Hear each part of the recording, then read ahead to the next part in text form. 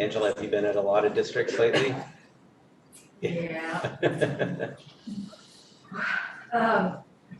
The week before Thanksgiving, like 10 of us were just back to back every day. There's 10 of you on your team? Yeah. Yeah. Out and about, virtually, in person. Yeah. And a lot of it is mostly redistricting, Uh-huh. because their deadline is February 28th. Okay. So it's not a lot of time to get a map adopted. Uh-huh. And some districts, although it's not required, they choose to do community input meetings. That elongates the process and. Okay, so it's on. Yeah. But, next week, it's usually the week before school go on break. We call it Trustee Armageddon. Okay. I can do it on here if I need to, but it's not, Are you logged in? no, I don't really should. Oh, this shouldn't matter. You know, I just did mine on the website. There you go. Did you get some of that? Should we? So we should start. Isabel and Bridget, are you guys ready? Huh? Are you guys ready if we start? I think we should get started. Okay. I don't have my phone. Sure. All right, I think we're ready to get started. Interpreters, could you make your announcement? Thank you. Of course. Buenas tardes. Se utilizará la función de interpretación de Zoom para soporte en inglés y español. Todos los participantes de esta llamada deben seleccionar su idioma de preferencia haciendo clic en el idioma correspondiente cuando el anfitrión active la función de interpretación. Dicha función se encuentra en el panel de herramientas en el icono del globo terráqueo. El modo de interpretación para esta reunión será el simultáneo. Gracias. Good afternoon. The Zoom interpretation feature will be used in this Zoom meeting for English and Spanish support. All participants in this call must select their language of preference by clicking the language when the host turns on the interpretation feature. This is found in the world icon located on your feature panel. Interpretation for this meeting will be conducted simultaneously. Thank you for your attention and collaboration.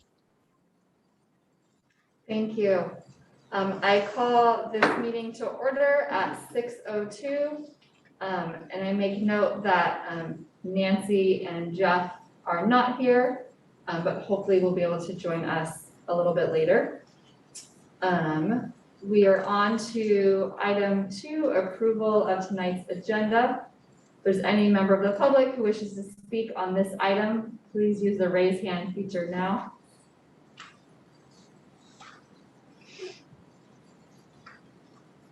One. Okay. So reminder, you have 3 minutes to speak on to this. So this is not about the public hearing. If you're wanting to discuss that later, this is about the approval of the agenda. Aaliyah, if you could help us. Hand went down. Okay. Okay. All right. Board, is there a motion? I make a motion to approve the agenda. I'll second. All right. Any discussion? All those in favor, please say aye. Aye. Aye. Chair votes aye, and with that, the motion passes. All right, we are now on to item 3, the public hearing input on draft trustee area boundary maps. I'll just read a little bit and then I'll turn over to Angela after that. Board members are currently elected in at-large elections where each member is elected by voters throughout the district. The California Voting Rights Act prohibits the use of at-large elections in certain circumstances. By trustee area elections in which members are elected by voters in geographical subdivisions of the jurisdictions are immune from challenge under the CVRA. On December 2nd, 2021, the district posted further revised draft trustee area boundary maps on its website. At tonight's meeting, the board will hold its 3rd public hearing regarding the draft trustee area boundary maps. During this hearing, the public is asked again to provide input regarding the composition of trustee area boundaries. The board may then provide direction regarding the revised draft maps. The board will consider adoption of final boundary maps at its regular meeting scheduled for January 20th, 2021. And then if there's additional information in the agenda, and there's also a link to even more information in the maps. Okay, good evening, members. Welcome, Angela. Thank you. Thank you for having me again. So today I'm here to present scenario 1A and 3A. And so we're gonna go over what those considerations were, and then we'll go over some notable data points just for those scenarios.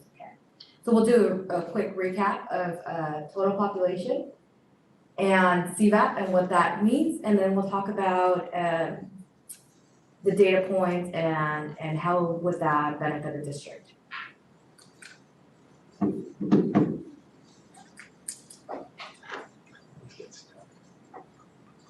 Okay, so quick recap, 2020 census data. This was released in late September. The total population among the district boundaries is 96,550. And the largest protected class voters are the Asian population, and then the second largest is the Hispanic Latino community at 17.4%. And so this is the citizen voting age population. This is a color graduated map depicting the density of the Asian population. And a quick refresher, the CVAP or citizen voting age population is utilized to identify those communities of interest and to not impair those protected class voters from electing a candidate of their choice. So here we see on the color graduated chart, so the lighter the color, the lighter, the less dense it is, the darker, the more density in population. Here we can see that out of the total population, can we go back? I'd just like to make note that although it's about the demographic for the Asian population, for the total population is 48.6%, only 33.25% are eligible voters, meaning they're citizens and they can vote in your elections. Next slide, please. And then here is a color graduated map of the second largest protected class voter, which is the Hispanic Latino community. So here, again, the Hispanic Latino community makes up 19% of the district for a total of 18,362. However, only 8,187 are eligible to vote in district elections or just any election. And here we have scenario 1A. So we took some feedback that we received at the previous board meeting. And so we tried to move the boundaries around to have each trustee touch multiple districts. So they're just not all like centered, just covering one or two districts. And I think it works out well, and we'll look at the data and see why. So this particular scenario 1A, if we look at the largest protected class voters, which is the Asian population, if we look at trustee area number 2, 3, and 5, under the total population, we were able to create plural districts, meaning that the percent of that protected class voters are above 50%. However, they're not majority protected class districts because the CVAP or the citizen voting age population is not above 50%. But there are plural districts, meaning that the representation is much higher in those areas. If we look at scenario 3A, we try to again move the boundaries so each area touched multiple schools and balance the population and also identify those CVAP areas, citizen voting age population, so they're not we don't impair their ability to vote or elect a candidate of their choice. So if you look at the data here, we were very close in creating 3 of them, however, it's really, really close across the board. If you look at each trustee area, it starts at 48%, 49%, 49.9%, very close to that 50% in plural districts. Trustee area 4 is at 52.4%. and trustee area 5 is 43.4%. So it's almost equally divided amongst each trustee area, where the largest protected class voters have that majority representation. And then again, this particular scenario, I mean, the variances for each one are very low, but I just kind of want to point out that I know we had previously talked about like kind of scenarios with keeping like some districts in one area, but these particular scenarios kind of comply with the fiduciary duty of board members to cover the whole district. And so it just doesn't confuse community members or anyone with the congressional elections and city council elections, where with those, you have particular districts that are carved out. So you'll call that council member, right, with your grievances or just anything. But here, as a school district, we have to follow the education code. And so there is a fiduciary duty amongst board members to cover the district as a whole and not just the area that they're being elected from. So I just kind of wanted to clear up that misconception. And I believe that both of these maps meet the CVRA, which is the California Voting Rights Act, and the Federal Voting Rights Act requirements. And I'll just leave it for questions. Thank you. Is there any just clarifying questions before we open up the public hearing? Then we can discuss that more later. Just can you explain variance one more time? Yeah, so the variance is calculated by taking the most populated area and the least populated area. And we take that difference and we divide it by the ideal population size. So the ideal population size is the total population divided by the amount of board members. In this case, it's 5. And the ideal population size for this one, for Sunnyvale, is 19,310. So the variance, well, legally, we're allowed to go below 10% because a CVRA recognizes that we cannot equally distribute every single person amongst each area. So we're given that 10% cushion to be able to create these areas. So you're trying to get a low number. Yeah, you try to shoot for the low number. If there's no development and you see no changes in the next 10 years, you're able to keep the current boundaries and just adopt them in the next 10 years. However, if your variance is high and population starts shifting, then it comes the potential for redistricting, but it's just really hard to identify what's going to happen in the next 10 years. Thank you. Welcome. All right, any other clarifying questions? Okay. I opened the public hearing at 6:12.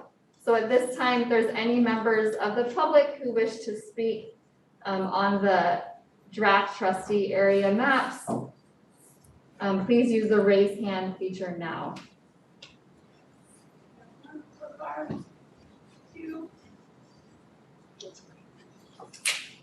So as a reminder, please state your name so we can have a record of it.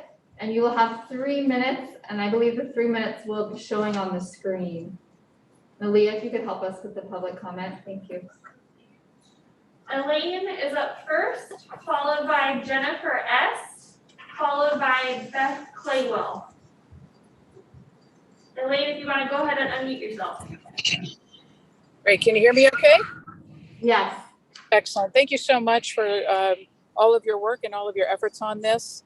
I submitted a letter a couple of days ago, and basically I'm representing the League of Women Voters for Cupertino and Sunnyvale, and we are, as you know, advocates of good governance. And we're not speaking or advocating to a specific map, just the process. And the process that has us troubled is that you are naming where people live, where the incumbents live, and it gives the impression that one is drawing a map to make sure someone is reelected. And it just strikes against that core thing of fair elections to just not draw the map based on where an incumbent lives so they can get reelected. Draw the maps based on the community of interest. Leave the information about the incumbent off the map, please, and design the map like you're doing based on keeping the school district or keeping certain schools together as much as you can, keeping the variances small, keeping the communities of interest together. But please, we would just ask, do not include the incumbent information on the map. Thank you. Thank you, Elaine. Next up, we have Jennifer S., followed by Beth Claywell. Hi, I wanted to thank my name is Jennifer. I wanted to thank the League of Women Voter. I'm here because I also I agree with what the previous speaker said about that point about the way that the map is drawn seemed a little bit weird between the second and third drafts. I wanted to say my input is that on the third drafts, I just disagree with both of those versions. It splits the Cumberland community and it also splits the Vargas community.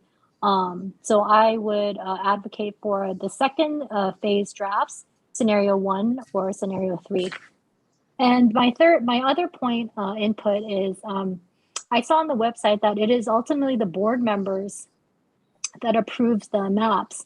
And so I was wondering, how does that, if it's the board members that approves the map, that seems ripe for abuse. And so how do you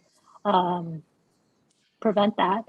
And then also a question is, how often are these district boundaries drawn? Thank you. Thank you. And then the last hand is Beth Claywell.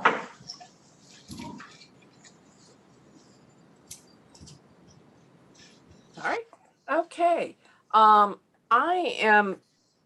Was surprised that we were even doing district elections in Sunnyvale School District.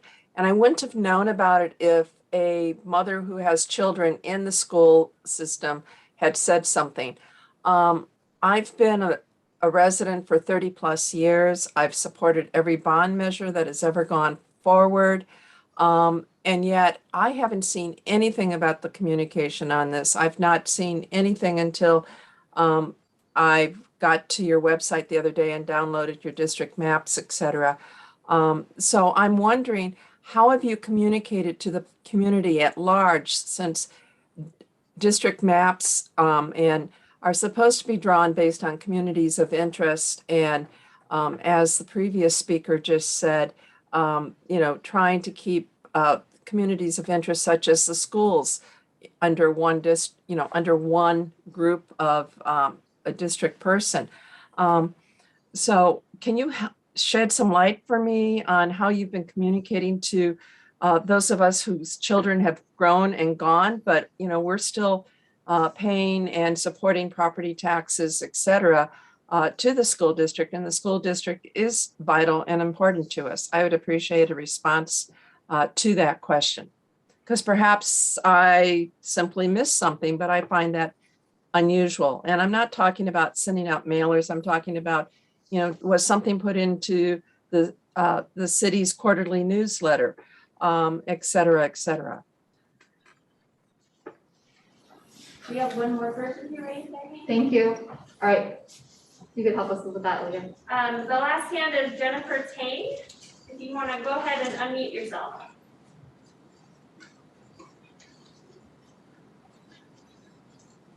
Are you able to hear me? Yes, please speak up. Hello? All right. Can you hear me better now? Yes. Yes. Thank you so much. Thank you for all your work. And I actually got to know about the district maps from an email that was sent from the Sunnyvale School District yesterday. I am speaking here because I have a concern specifically about map scenario 1A. I live in the Las Palmas neighborhood, and my kids attend Cumberland and Sunnyvale Middle. So I have 2 kids and they attend those schools. And in the map that's drawn by scenario 1A, my residence is in Trustee area number 3, but my kids are going to school under the area of Trustee number 1. So that kind of splits the Cumberland community and splits the SMS community. So thank you. Thank you. We'll give just a moment longer for the public hearing if there's anyone else who wishes to speak. Looks like we have another one. Pam Anderson, will you go ahead and unmute yourself? Yes, I'm unmuted. Perfect. Hi, this is Pam Anderson. I'm a 20-year Sunnyvale resident and I live within the boundaries of Sunnyvale schools. I'm pleased to see more public input. As you know, I've been attending these meetings, all of the public hearings on this topic. But you know, it's great to see a few more people here and making comment. But again, it sounds like an email did go out to parents within the district regarding the maps, and I think that's a improvement. In terms of ways to get more public engagement, I mean, something that has been made more available in other redistricting processes like the city, the county, the community college districts, is this making the data available so that people can go out and try to submit and suggest maps. For example, with the Cumberland community where the split is happening, you know, there are things that happen within the schools, like for example, with Cumberland, where if you follow the Remington barrier all the way down the line, ultimately that group of families attend the same, you know, a high school together. So you could see that, you know, the boundaries at least are consistent over time in terms of where a school might have to be split, because again, we have to create 5 trustee areas amongst 8 schools. At least the boundary, you know, it's sort of back to my original comments where you have just a very small percentage of a school being cut off from the rest of its population. That population will feel very disenfranchised if the split is not, you know, 10 or 20%, but it's more along the lines of 30 or 40%. It does again give a way to sort of do the math that everybody feels like they're being well represented by the folks who they're electing.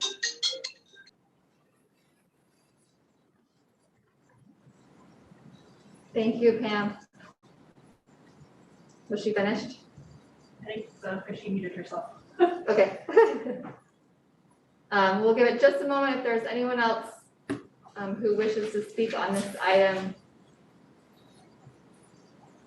We have a person who raised their hand, but they already spoke. Yeah, so you only get to, if someone has already spoken, you just get to speak one time. So it's for those who have not yet spoken. We'll give it just a little bit longer.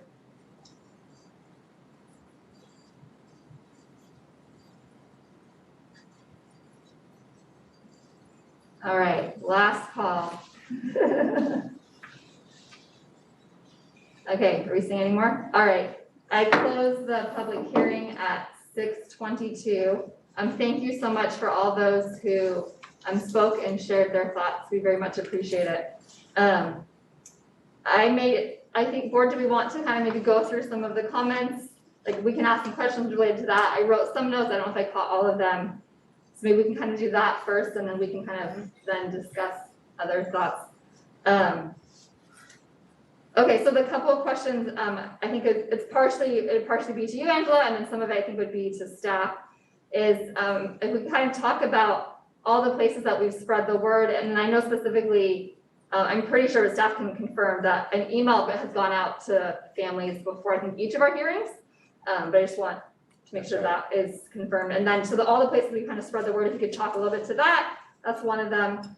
Another one, maybe talk a little bit again about the communities of interest, but then also we have this responsibility, you know, of all the schools. Maybe you could talk about that just a little bit more. And then also that the piece of, it is an interesting thing that we are the ones who vote on these maps, right? And so someone had kind of asked about like the abuse of power. So maybe you could talk about how that is prevented in this process with the laws. We could talk about that a little bit. So let's maybe do those. And then if there were others that you guys caught, we can catch those in just a minute. I just thought that we were told last time there was a requirement that our location would be on them. Yeah. So yeah, I can address that. I can start addressing, yeah.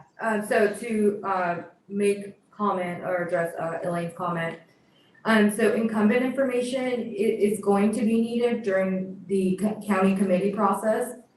And the reason why that's needed is because they're gonna be creating an election sequencing. So they'll determine when each area is gonna be up for election, whether it's 2022 or 2024. So they wanna know that. Additionally, excuse me.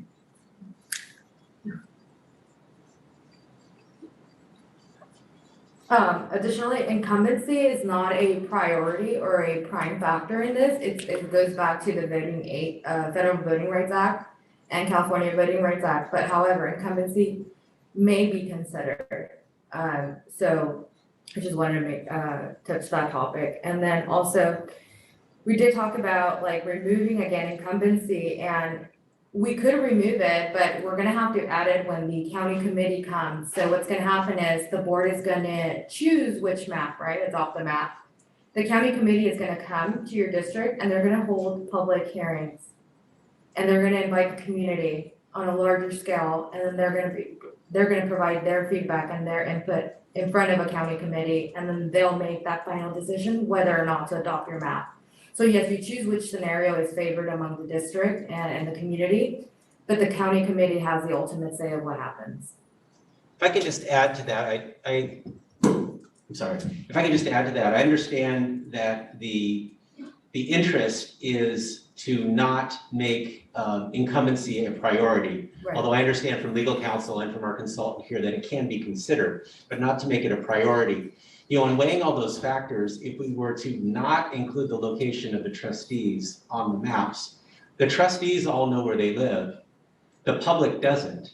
And so it's really sort of a matter of transparency. I mean, I understand it can cut both ways, but one way to look at it is it provides transparency so the public knows what's going on. What's important is that the elected officials follow the law and not make that a high priority, Right. although it can be considered at a lower level. Right. If that makes sense. Yeah, we have to first comply with Federal Voting Rights Act and California Voting Rights Act. After that, then the rest are just considerations or at the discretion of the community and the board. Thank you. And then maybe staff, if you could address a little bit what we've done to communicate out throughout this process. Aaliyah, do you feel comfortable answering that one? I see you're in the timeline. Oh, Jesus is gonna display the timeline, so everyone can see. Okay, that'd be great.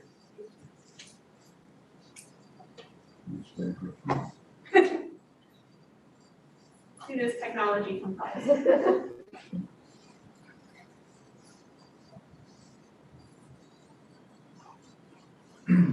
And just as this point up, I think I'll just say, like, I agree with that. I'm grateful that more people are getting word, right? We've been blitzing, but I think it does take people a while. So I think it's nice that we have extended one more time to get more input, and we have not as much as we would have liked, but it has been nice to get more people involved. Yeah, in addition to our internal communications and sharing with our families, we've shared with the neighborhood associations, and they've shared through the neighborhood associations email thread. We've shared with local media sources, but we can't control what they actually publish, of course. And the city of Sunnyvale actually doesn't allow us to put information into their quarterly report, so that's why we weren't able to there. But we did ask. But we reached out about getting on their website, I think, too, as well, but we're not allowed to. Yeah, and but we were able to get through the League of Women Voters, so thank you to Elaine for sharing the information there, as well as with the Santa Clara County School Boards Association. They ran it for us. And then we have our news release distribution list that includes not only media outlets, but also the county supervisors, the high school district, City Council, Santa Clara County Office of Education, and a lot of our community partners, such as the Columbia Neighborhood Center, the Chamber of Commerce, ran it in their newsletters to all of their 300 plus business organizations that are part of that association, as well as, of course, our website and our social media channels. That was just a few of the ways we tried. Thank you. Did you have a question, Isabel, or? Okay. Was anything else from the public comments that I think we have that questions about, or, somebody did ask, like, just why are we even doing this? And I think that they just missed that part of the presentation, so maybe you could just briefly state it one more time. Sure.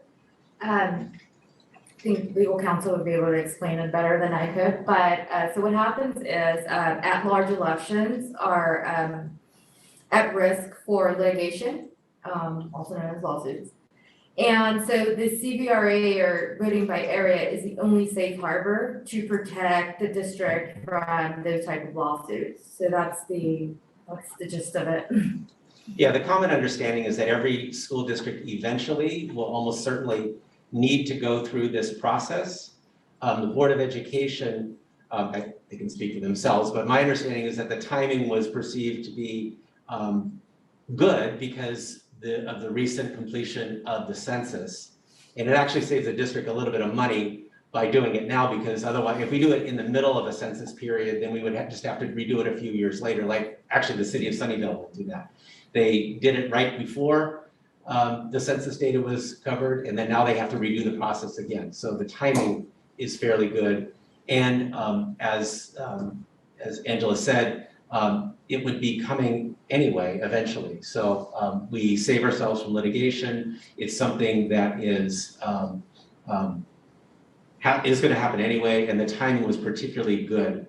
And then there are other reasons on top of that that the board could share if they care to, about like why we chose to do this. thank you. That does remind me, I think one of the questions too was how often? So I know it's every census. Could you choose to do it at another time as well, or no? No, so what happens is once the county committee and you have your voting areas assigned, every 10 years you have to do an assessment. And if your variance is above the 10%, you need to adopt it. You need to do the process called redistricting, right?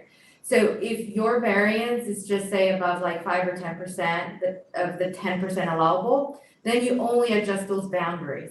However, if your variance is off by, we're talking about like 20%, 30, 40%, you need to reorganize your whole trustee area.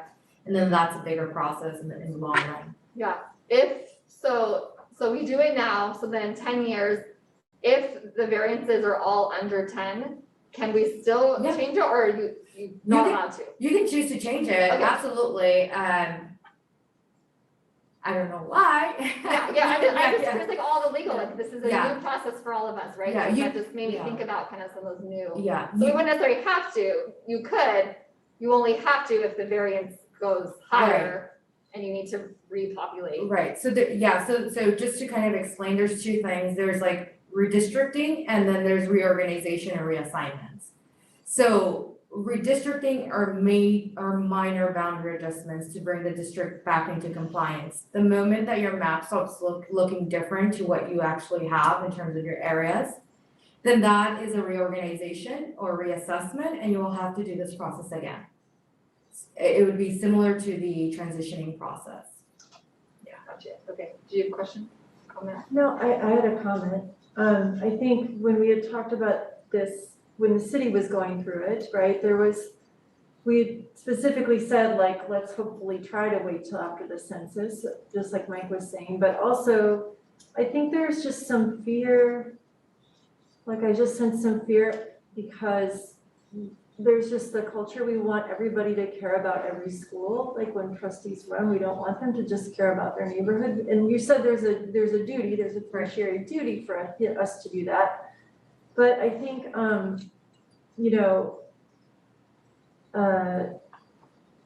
the maps that are presented today, like I looked at it's kind of hard to see with because there's so many colors and so many lines and so much going on.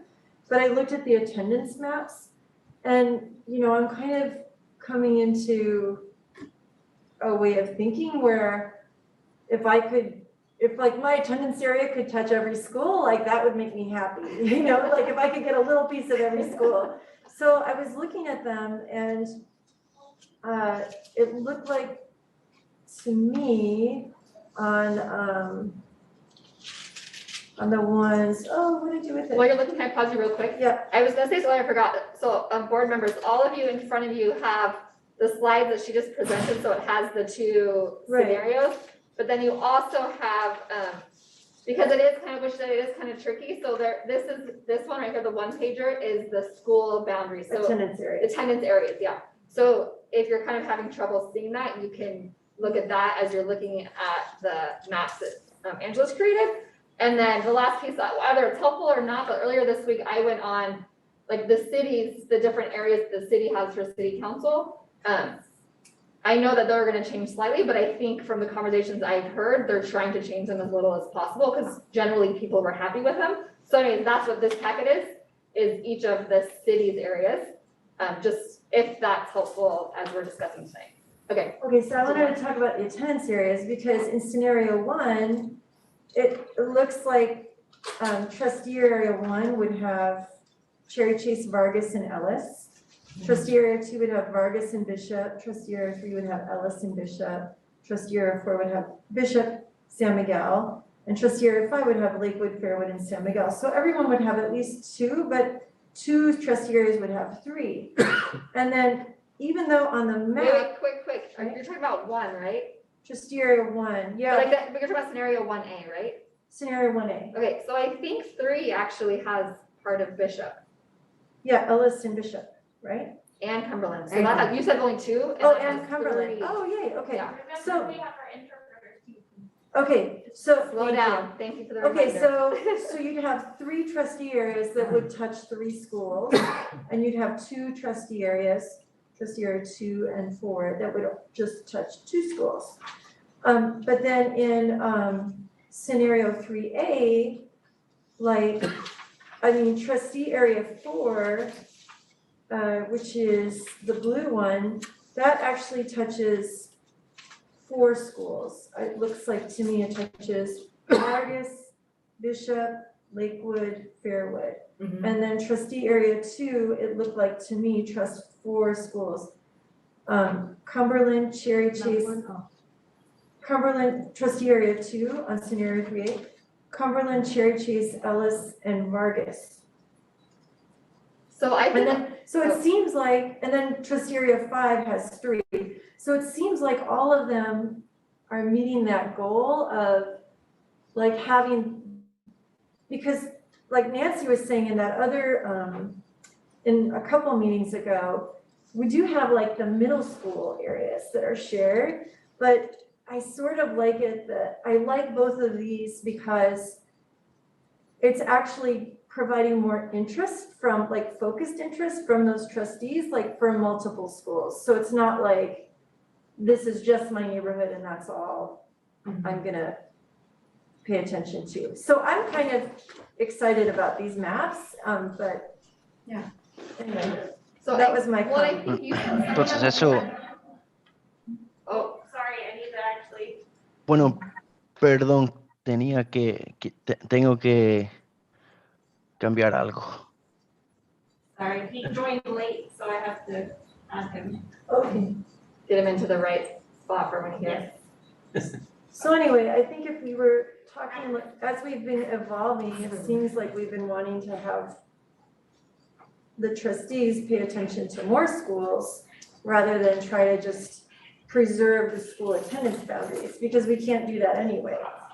So even if like a trustee area just has like a little bit of Vargas, it's not really breaking up that interest group. It's like getting more attention from, they're gonna have 3 people paying attention to Vargas, I guess, beyond the fiduciary thing. So, I don't know, that was just my thinking on that when I was looking at these maps.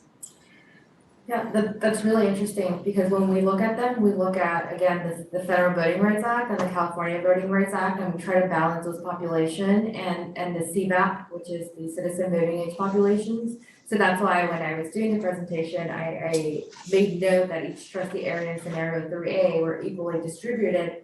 And then in scenario 1A, we were able to create those plural districts where the population of the largest protected class voters were above 50%. And however, it's like, but it's, you know, it's like this process, you know, those are the number 2 priorities, right? CVRA and Federal Voting Rights Act. Everything else can be a consideration as long as those first two objectives are met. So. Did you have a comment? Well, just that, one of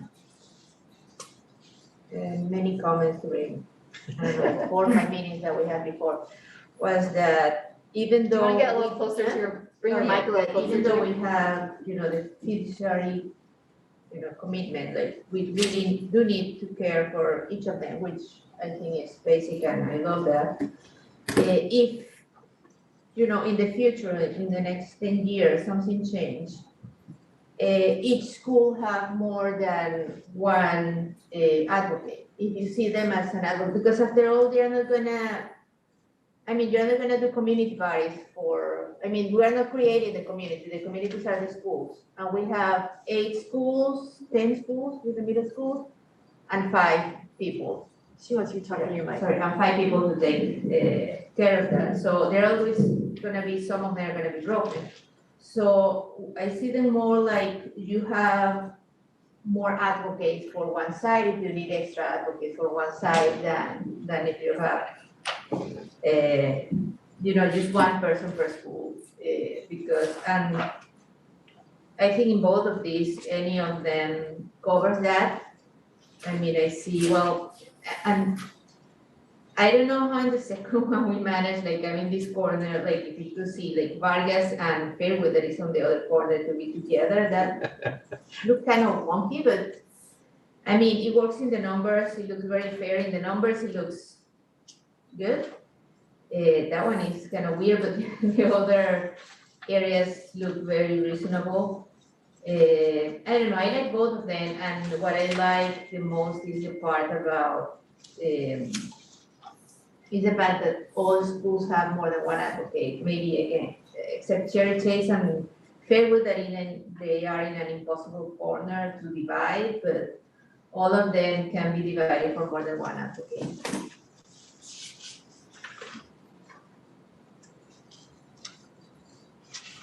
One of the things, when you're looking at the demographic breakdown that Angela showed us, one of the things that I really liked for scenario 1A, there's a couple things I like, but one is, so when she looks at the total population and then citizen voting age population, that's what it is, right, the acronym? Right, well, we can't get above 50%, one of the Asian ones is at 40%, which is higher than most of the numbers we've seen. So while it's not over 50, that's a good chunk, right? And then I also, under the Hispanic one, one of the areas has just over 25%, right? So that again, it would be great if it was a higher number than that, but even 1/4% of voting age. So those are some pieces that stood out that I was kind of excited about. I'd love to see higher numbers, with all the laws like that. I feel like those were some good numbers there. Right, yeah, so although we're not able to create those majority. It sounds weird. Something's That is weird. Something's going on there. Turn off. Angela, your voice changed.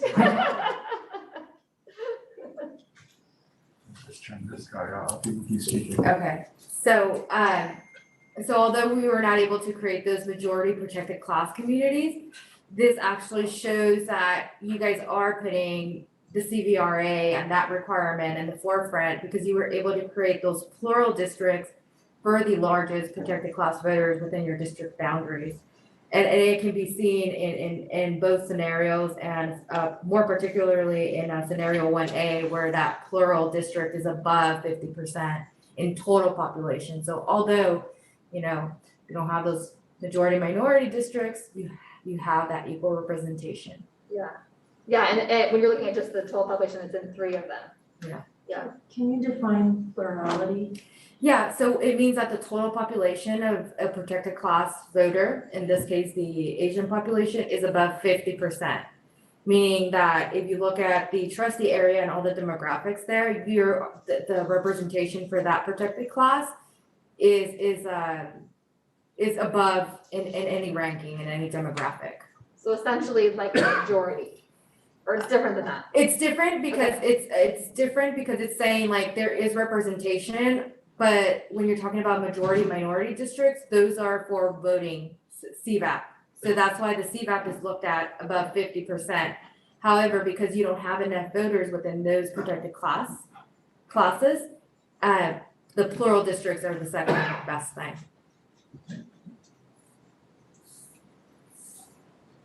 Got it. And I see that Nancy has been able to join us. Does anyone else have any questions or comments, suggestions? I guess I'd like to remind the board that this is the last public hearing that we have, and we have it scheduled as an action item for a decision during a regular meeting. The decision needs to be made during a regular meeting on January 20th. So perhaps what we could do in the last 15 minutes or so is start to work towards a consensus on which of the maps, so we don't have to make the decision right now, but start thinking in terms of a consensus so that we're more ready to make a decision when we get to January 20th. Thank you.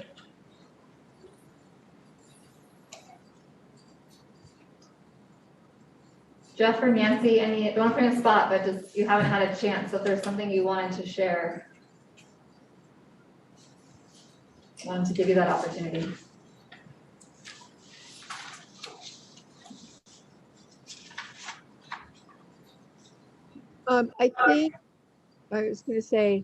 I think having action in January will, and later in January, we'll be able to recapture folks' attention again, get any kind of feedback about it. But I think that because so many different districts are doing it, it's challenging to be the sole focus of attention, because the voting public is being pulled in so many different directions. It's the county, it's the city, and then it's the district. So it's hard to try and keep up with everything, especially moving in towards the holidays. So I appreciate that we're having a vote later on in that process. And I appreciate Isabel's comment about creating communities. While we think of communities in terms of schools, because our governance is schools, I appreciate the balance that we're trying to achieve among voters of the broader community to which we are elected. And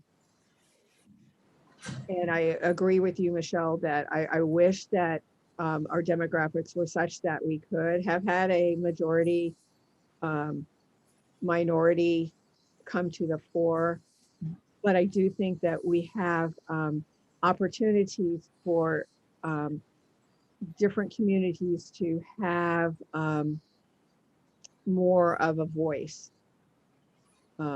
in reflecting, because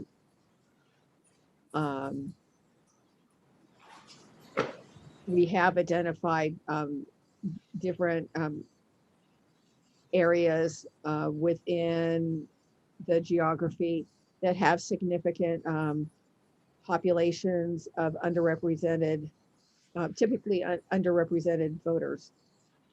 So I appreciate the work that we're doing towards that. Nancy?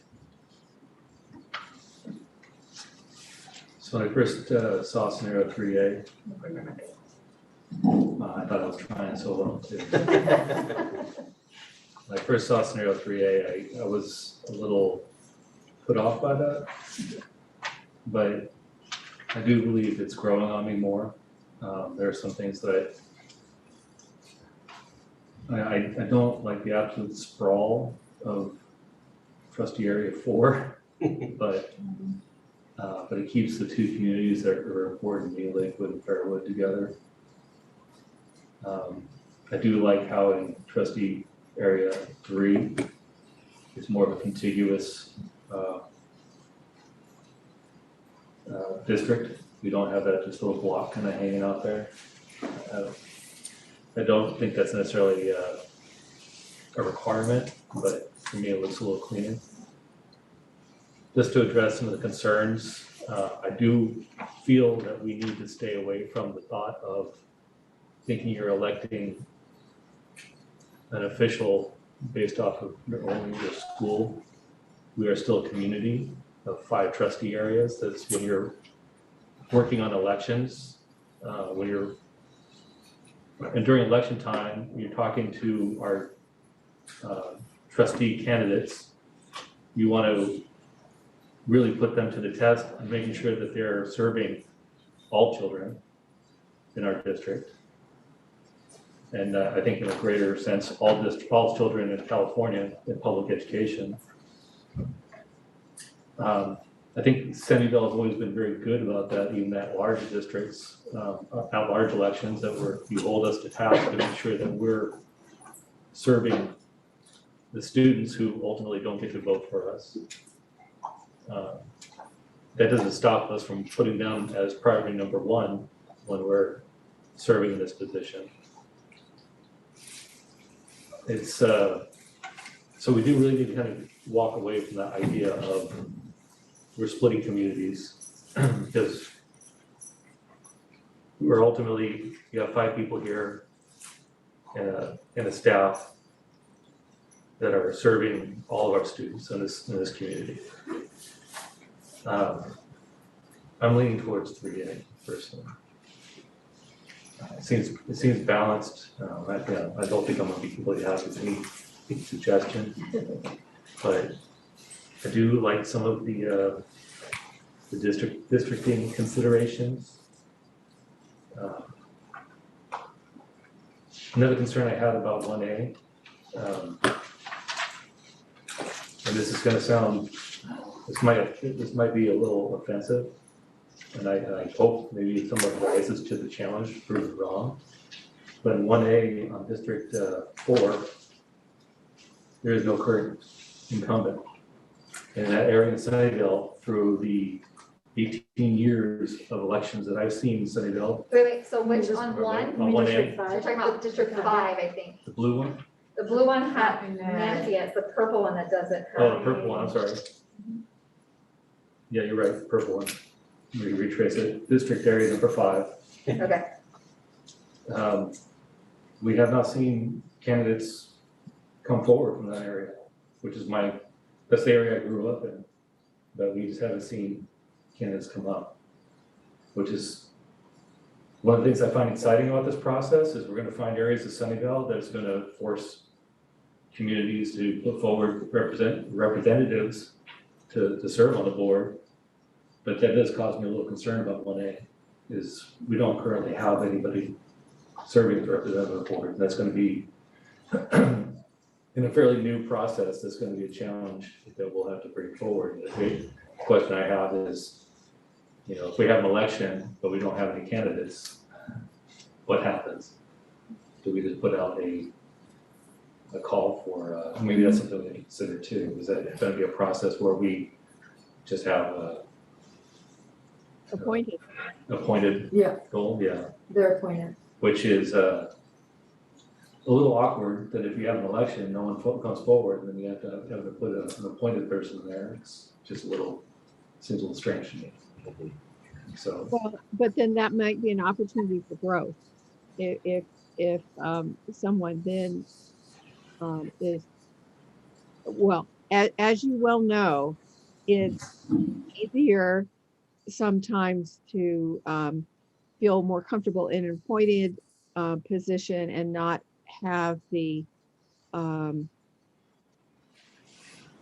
barriers that running a campaign and the political part of the process can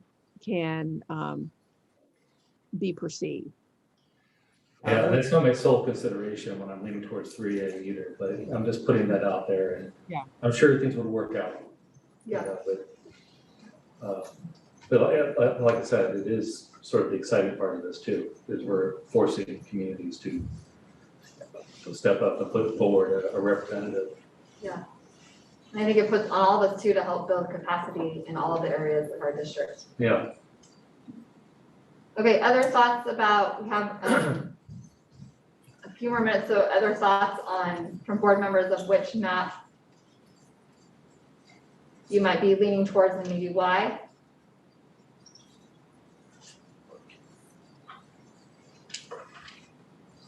Well, I just like that 3 had so many, had more trustees that would be advocates for more, have more elementary schools in their area. But again, I think the trustee area I'm in, trustee area 1, then it doesn't have any Ellis, it would just be some of Cherry Chase and Vargas. So, but I think that the only question I had while you're here is, you said like in the first one, there's plurality in 3 districts, right? In 3 of the trustee areas. Yes, that's And correct. 2, 3, and 5. And then in the second one, there's just plurality in 1, but the other ones are very close, like they're so close that it's still very positive, right? Yeah. Okay, yeah, so. One thing I do want, if you're looking at the numbers, I think when you were going over scenario 1, I think every district has 3 schools, and you said some of them had 2. Oh, trustee area number 2, the green one? I thought that just had It Vargas has and part of, Bishop. I think it's only Vargas and Bishop in that one. It has part of Cumberland. No, it doesn't, never mind. Okay, yeah. So trustee area 2 just had Wait, Vargas and right, Bishop, and yeah. then I thought trustee area 4 just had Bishop and San Miguel. Are we talking about scenario 1A? Scenario Yeah. 1A? No, so it also has, 5 has Lakewood Fairwood. it has part of Ellis as well, trustee area 4, if I'm looking at it right. Part of Ellis? Yeah. Okay. But then trustee area 5 only have Trustee area 5 Fairwood has 3 schools, Lakewood, Lakewood, Fairwood, Fairwood, and San Miguel. San Miguel. Yeah. So everyone has 3 except for trustee Yeah, area so I just wanted 2. to like. Thank just- you, yeah. okay, well, Yeah, so now I feel great about both of them again. yeah. Sorry. About 3? Yeah, now I like both of them again, because that makes them more, they just seem very balanced. Yeah, most of the, it does, I like both of them. It does look the straw, as you say, the blue straw look kind of odd, how you can put together Vargas and Fairwood. It looks like a little bit of magic there. You're talking about on scenario 3, trustee Yes. area 4. Yeah, that's, it looks. Which I think the same thing, right, like Jeff kind of said that, and I think that was my initial thing when I saw it, I was like, that's weird, but I'm like, okay, maybe like it would work. Yeah, but I suppose it can work. In this one, I don't know, it keeps Cumberland together, so in this one, Cumberland only will have 1 advocate, you think about them. That's what I was noticing, that would be the No, trustee area 2? only, Cumberland is only in 1 area on So, 3. this is the only, well, it will be the only school who only have 1 advocate, right? Yeah. Well, no, actually, Cherry Chase also happen to have that, that's true, because they're in no different. No, quadrant. Cherry Chase No, has Cherry 2, Chase because would Cherry have- Chase would be in the, 1 and 2. yeah, so it's Oh, just, yeah, you have a but block, Cumberland would Cherry all be in 1 trustee area Yeah. in that scenario. But all the other ones have, many people making an extra effort, I suppose, but at the end, we're supposed to care for each school. And when we go around visiting schools and listening to the principals and to the kids, we need to go to each of them, use the same, and we need to do policy for all of them. Use the same, and for every child, and LCAP is for everybody, and budgeted for everybody, and everything will be divided by kids, not by maps. Correct. And what I would also say is that historically, people from the Cumberland neighborhood have had more advocacy for schools in general. And that a lot of our past trustees have had that history of being raised up through the Cumberland community. And their advocacy was not just for Cumberland, it was for the entire district. So I think the reverse will be true too, that when we look at all of our children, then our voices are one in advocacy. So it's not the numbers, it's the concept of what is your advocacy for. So to Jeff's point, I think it's really important when people start to discern candidates to make that differentiation of who's looking out for public education, who's looking at our state, who's looking at our community as a whole. And those are important qualifications rather than single issue candidates, which might be focused on a single campus, single geographic area, rather than looking at the district as a whole.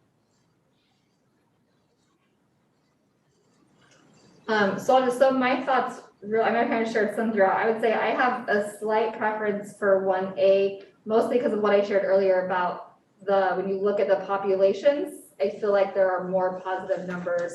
I mean, not significantly, but there's more positive numbers there. So I think I have a slight preference for that one, mostly because of that.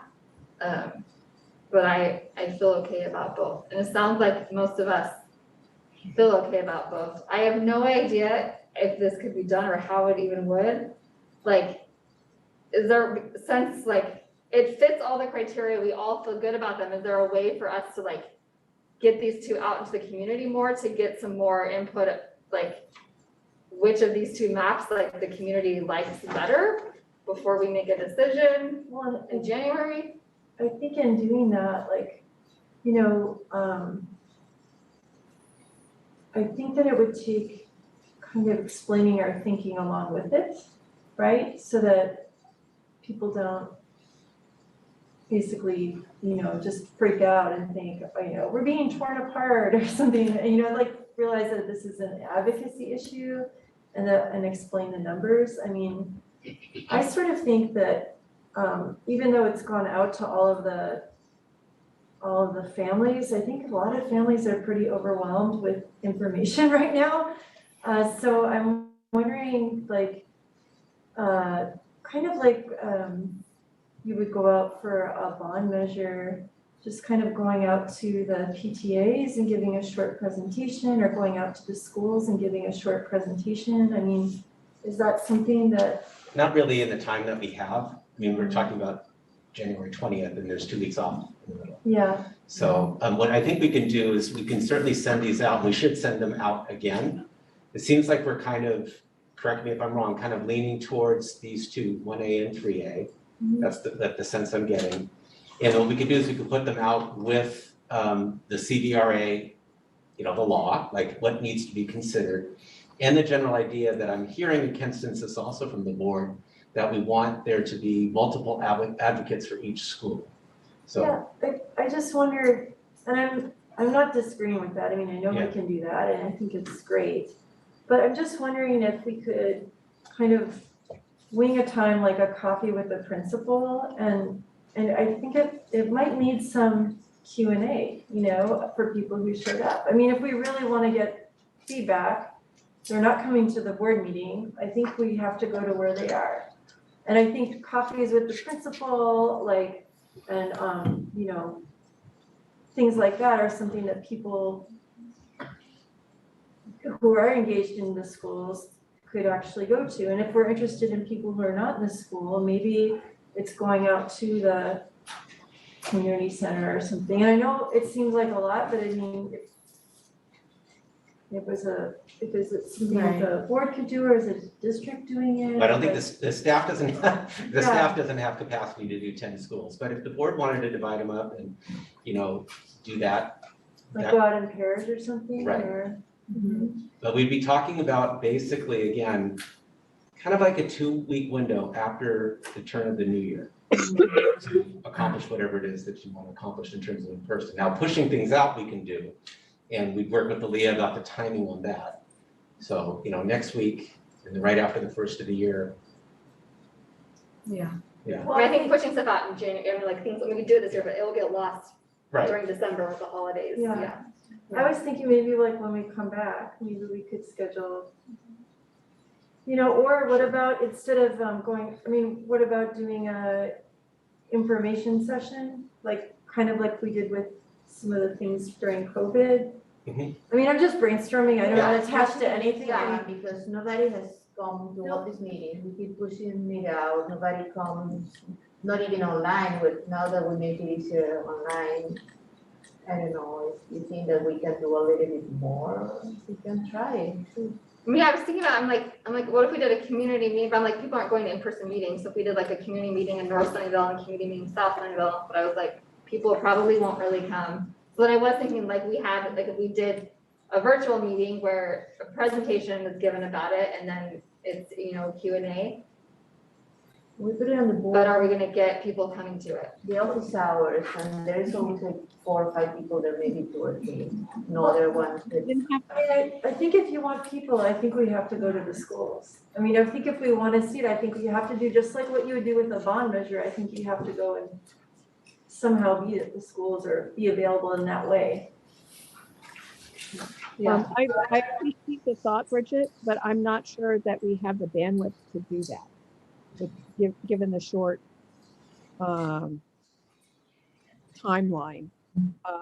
And I appreciate focusing on school communities, but I want to make sure that our final maps are sent out to the community, through the neighborhood associations, because those are more engaged networks. So yeah, so what if we do, and Mike, let me know if you think we have capacity for this. Like the forums, I think that's what we called them, like the forums we did. If we do a forum the week before this meeting, that gets blitzed to the school sites, that then gets blitzed to all those other, right? So we have hopefully other community. And if it's very specific, a forum where there's like opportunity for conversation, I'm hopeful that I think people often are intimidated by board meetings. I know when we did those other forums, there was very specific interest for other reasons, but It's been a good format. yeah, and I Yeah. wonder if people are more nervous to come to a board meeting, but would maybe come to that. Do we think we can maybe something like that in January? Yeah, We I have to think say for that's, sure now, but just. no, I think that's reasonable. And like I said, that's been a good format for us. So, yeah, because somehow the community feels more like they can engage a little bit more with staff and, yeah. And then we have the legal presentation that with all the questions, because there are a lot of questions that she's the one who knows what to. Oh, yeah, what the I can answers are. definitely participate. When we do the forum, like then you come and then you can explain to us if we have any doubt about. Yeah, so she could be a part of it. She kind of give presentation, explain the stuff with Right. staff. That's usually the format. The demographer and legal counsel join. We do an explanation on to why we're doing this, and then we talk about the considerations and then present the scenarios and then get feedback. But I also like to note that the hard deadline to post is 7 calendar days. Oh, yeah, so we want to do it. So you have to do before, it yes. prior, I mean, it has to be done by the week of, the latest January 10th. Yeah. I think Given, depending on community input, if we need Well, but I to think- revamp the maps, Yeah. just. But I think, at first I was like, oh, yes, but I think the board likes these 2 maps. So I think it's less about getting input on changing maps. And I think it's more, which of these maps does the community like the best? Okay. Right? Is that correct, board? Am I off on that? So it would be less about, let's change, Okay. and more, we like both these maps. They both have good things, but they are different. There's good, and kind of getting, I think that's our hope, right? Is of these 2 maps, how is the community feeling about, like, which one? Is there one that maybe the majority of the community feels better about? Okay, thank you for clarifying Yeah. that. And that's right, board, yes? Yeah. Okay. Okay. Are we feeling good about this? Any final comments from board? So do we still need to have it by January 10th or something? January 10th? That would be No. less, if it's these 2 maps and we just, She's saying yes. Well, input before the meeting? I think because you need to gather your data, right? You need to dissect what was said at these communities, if anyone does participate, right? And then, so we need to put that feedback into presentations and slides. Our turnaround time right now, especially approaching February, it's not gonna be as flexible as it's been. Oh, just for your logistics of putting together the. Yeah, Okay, so and then being the due date of the 13th for posting, so it's a very, very tight timeline. okay. What date do we return from break? We'll put it on the 20th, and then it needs to be. So Seven January calendar. 10th would be the last day, and that's a Monday, which I think a lot of our forums actually were on Monday evenings. Yeah, so that might. Right, because that would give us at least two full days to wrap up everything, provide the summary, given our tight deadlines and the redistricting process that's due this coming weeks after that. I love how you said that. I have 2 full days. Like, Two that's full days so to much. turn this around, you and 10 other clients. Angela, So- thank you.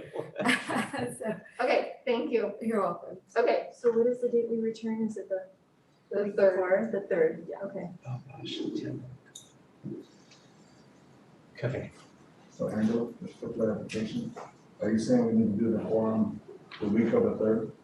Yeah, or the latest of 10. So we have 2 full days to summarize and get a presentation together. So January 10th would be the last day we could do. Yeah, Well, let's look at everyone's schedules and okay. Finalize, yeah. Okay. Angela, do you need anything else from us right now? No, this has been great. yeah. Okay. Thank you so much for all your work. Thank you for your patience as we're learning the process and asking all these questions. And No worries. so thank you. Absolutely, anytime. See you in January. Thank you.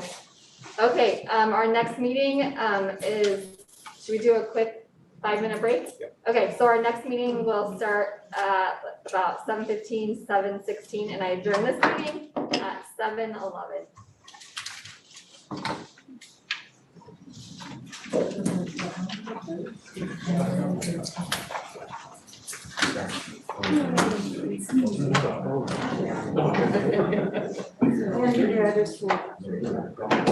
Well, obviously that was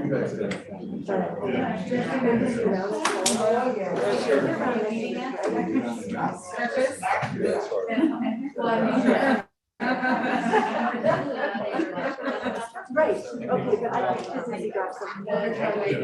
In my time on the next week, I am not prepared to like, no doubt anything to us today. I don't want it. Don't worry. Okay. See what I'm saying? Just in case, if I can. Yeah.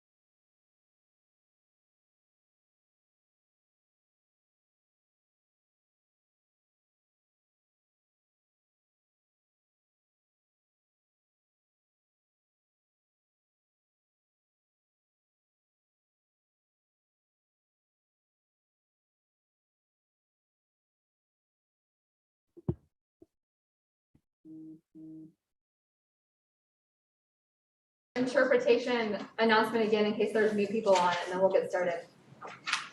Yes, of course. Buenas tardes. Se utilizará la función de interpretación de Zoom para soporte en inglés y español. Todos los participantes de esta llamada deben seleccionar su idioma de preferencia haciendo clic en el idioma correspondiente cuando el anfitrión active la función de interpretación. Dicha función se encuentra en el panel de herramientas, en el icono del globo terráqueo. El modo de interpretación de esta reunión será el simultáneo. Gracias por la atención. Good afternoon. The Zoom interpretation feature will be used in this Zoom meeting for English and Spanish support. All participants on this call must select their language of preference by clicking the language when the host turns on the interpretation feature. This is found in the world icon located on your feature panel. Interpretation for this meeting will be conducted simultaneously. Thank you for your attention and collaboration. Thank you. All right, I call this meeting to order at 7:17, and I see all board members present with Nancy joining us remotely. If everyone could please stand and join with me in the Pledge of Allegiance. I pledge allegiance to the flag of the United States of America and to the republic for which it stands, one nation, under God, indivisible, with liberty and justice for all.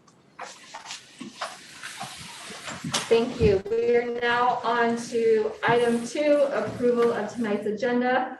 If there's any members of the public who wish to speak on this item, please use the raise hand feature now. I'm not seeing any board. Is there a motion?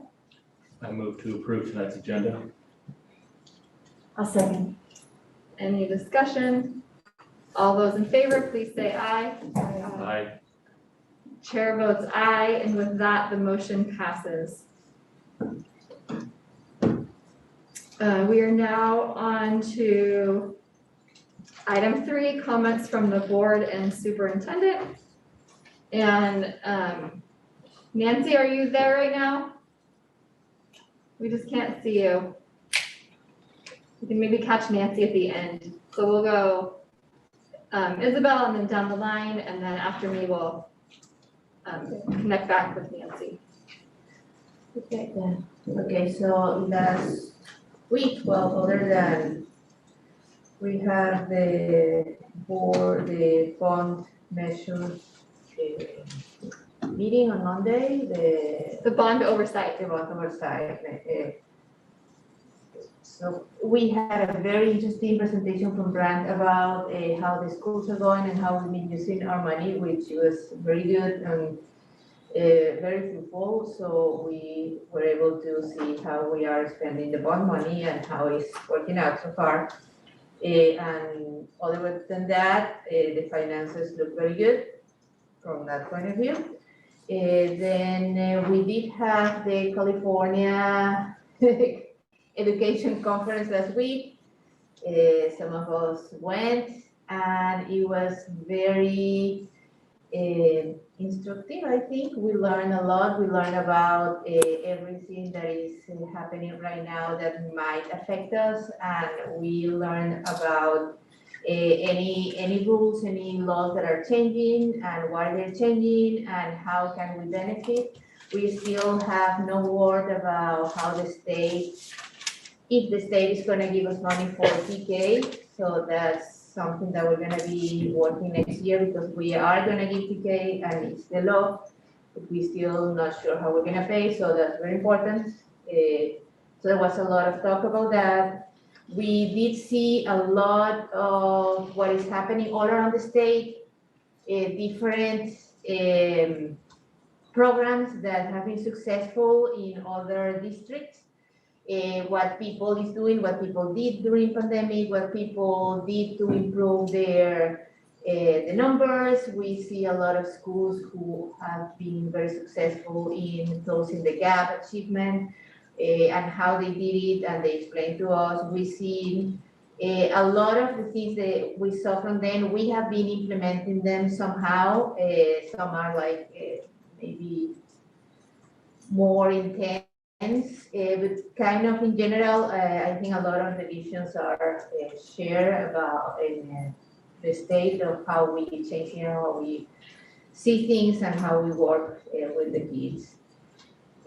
So that was very interesting. We did meet a lot of people. Actually, I had some PDF that I download every of the conference and all the classes we took, so I was thinking of sharing, I forgot this week, but I also share with Mike from some programs from San Mateo District that he say he's checking it out and he might share with everybody.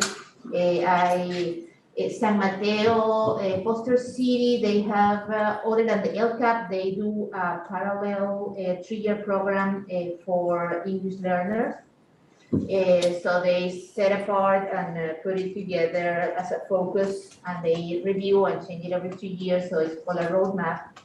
And it's very interesting. I share it. We may or may not use it, but at least we can take a look and see how it works for them. Yeah, and I think in January we'll have like a longer discussion about like stuff we learned at AEC. Yes. Oh, yeah, okay. to be able to talk about more stuff. So something else, we are very timing. One thing that is going to happen today about the safety, but it's supposed to be very timing for what happened in the last month. That we are, it's the time to review that. Well, we are pushing forward and want everybody to be very involved and vigilant about these issues. Thank you. Thanks. Just so I'm very sorry I wasn't able to go to the CSBA conference. So I always enjoy that, but this year didn't work out, and I'll move on. We missed you. Yeah, it was a great conference, but we did miss you, Jeff. I sent in all my activities, and I sent out a summary of like what happened at delegate assembly. So I forwarded that to Mike, and I also forwarded some information from the Education Foundation, in part because they've just finished approving all the money for all the projects at the school for this for this school year. So you can see on the presentation how much each school was allocated and what kinds of projects they picked and lessons learned from this year, kind of patterns. And then the other thing with the foundation is they've been talking a lot about outdoor education, and so now they're talking to the district about it. So that's very exciting. It's hands-on learning, all the wonderful stuff that, we love kids to do. And at Delegate Assembly, though, I just wanted to say that it's information about bylaws that they passed and didn't pass, but the delegates were pretty feisty, I would say, and there was like a lot of, what would you say, parliamentarian debate that was going on about different protocols, because they were asking the Delegate Assembly to pass measures that were like, there were like a dozen different things on them, and the delegates wanted to vote on each of them individually. And so there was a motion to break it up, and then once they did that, you could have a 2/3 majority instead of a 50% majority, and it was just like people arguing at each other from the floor, and it was just crazy. So that was exciting. So it was like a master class, honestly, and like, wow, how to argue using Robert's rules. But I was a spectator for sure. I was not in that fight. But then at Delegate Assembly, the most important thing that happened out of that was that we approved this idea that Reed was working on when she was on the board of having the Delegate Assembly be a policy incubator.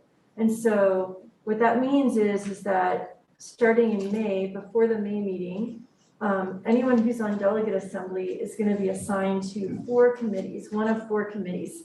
And the committees are, the ideas are strengthening local government, securing fair funding, improving the lives of children, and achievement for all, and academic achievement, or achievement for all, ensuring that.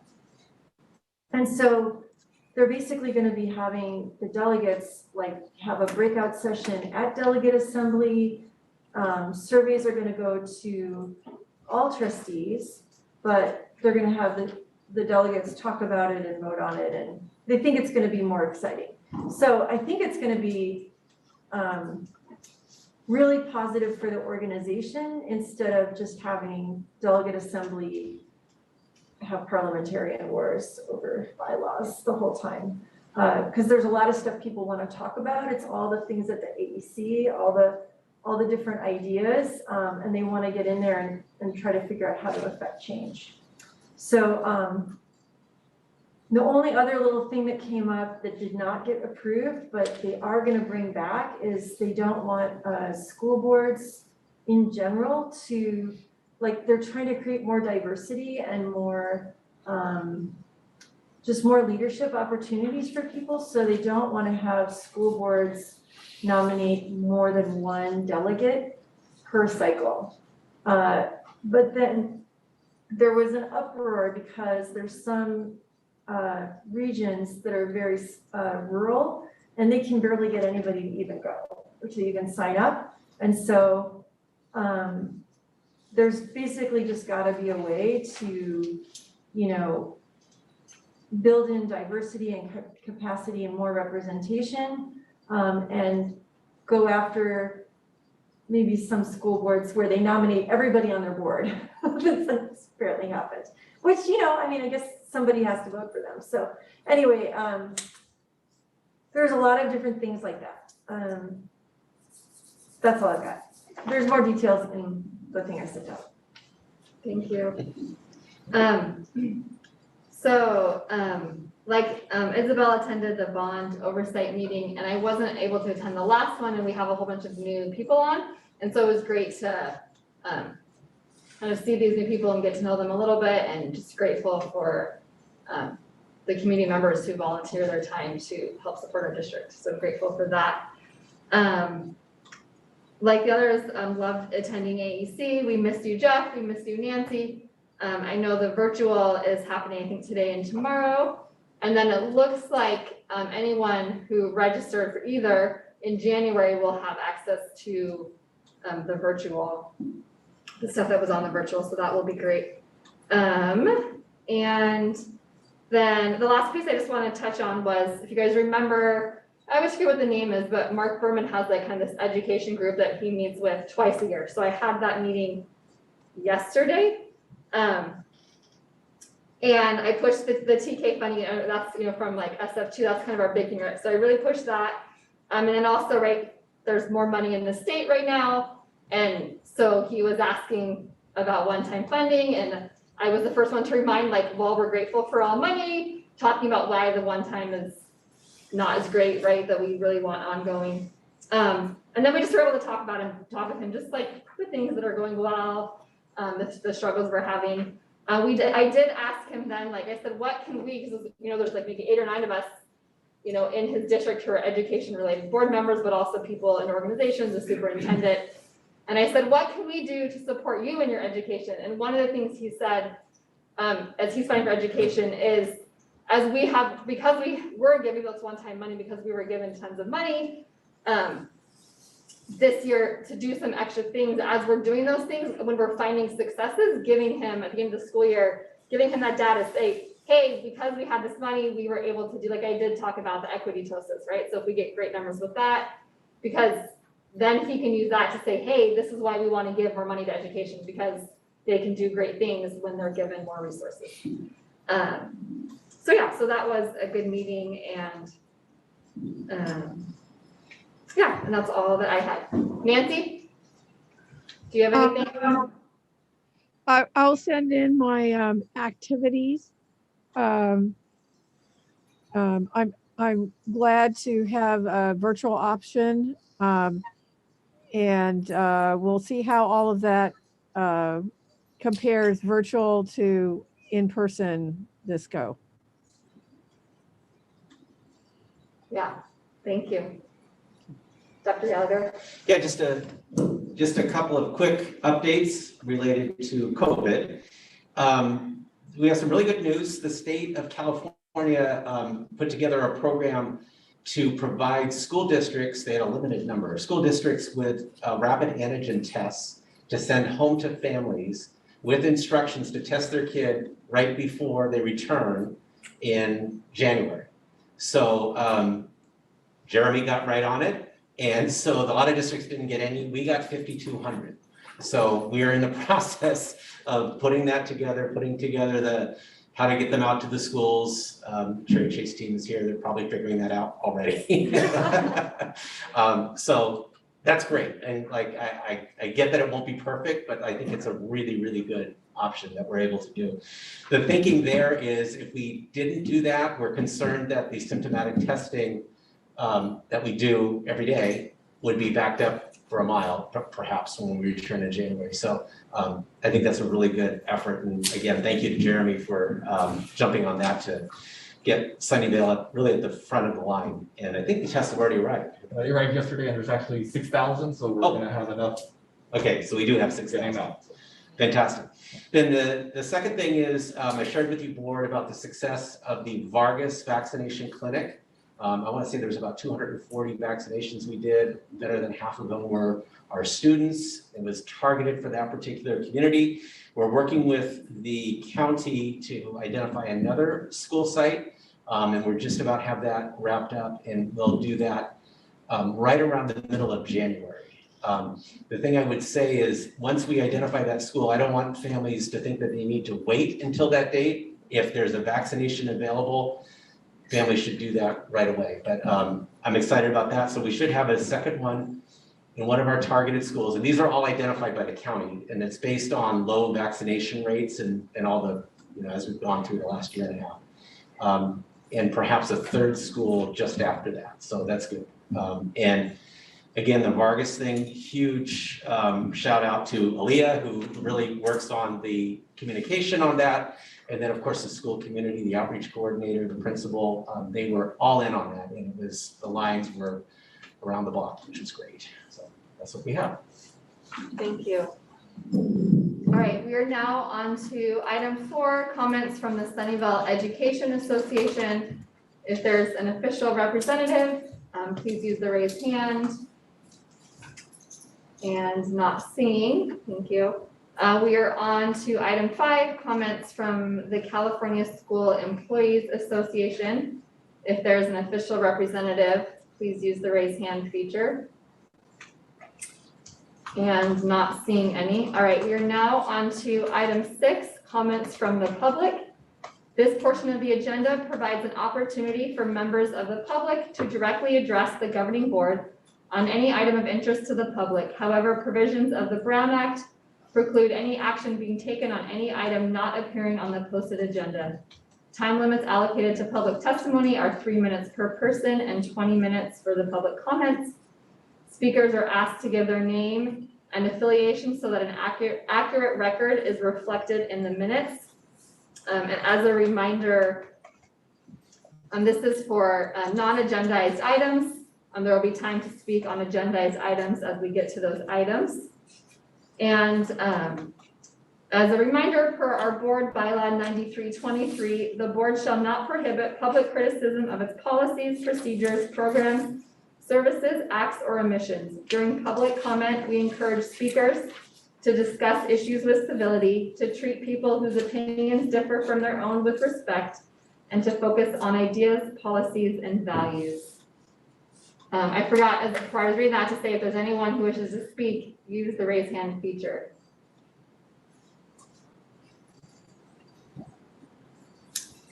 And not seeing any.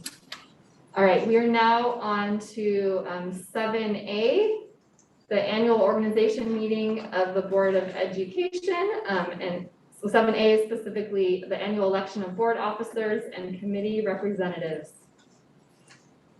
Dr. Gallagher.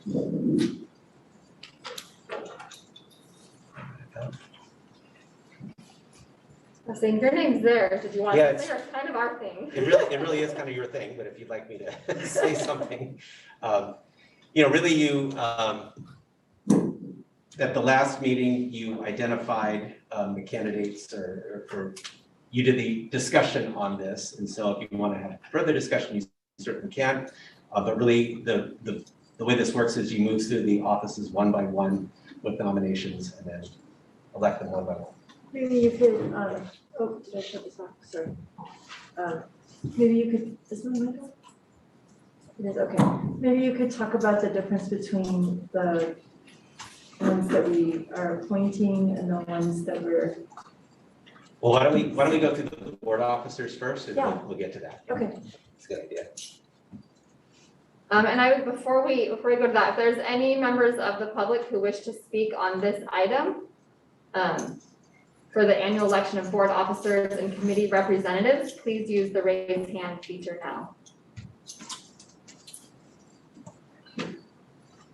Okay, not seeing any. All right, so it looks like we do each one separate. So the first one would be board president. So there's someone who wants to make a motion. How do we make a motion? So I think you would just say like, I move to, do we say appoint? Okay. Bridget as the board president. Okay, did you or we need to say that again? I don't think I can. Okay, Susan, I can make a motion? Okay, we just traditionally don't have the president make a motion. I can make, I made the motion, there you go. Yeah, I second. Okay, board, is there any discussion? All right, it's a roll call. Are you calling out the names? Yeah. That would be great. Mr. Imagino, Aye. Bridget Watson, Aye. Nancy Newkirk, Aye. Jeff Arnett, Aye. Isabel, Aye. all ayes. All right, we are now on to board vice president.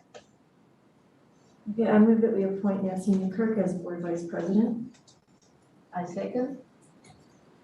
Any discussion? All right, Mr. Imagino, aye.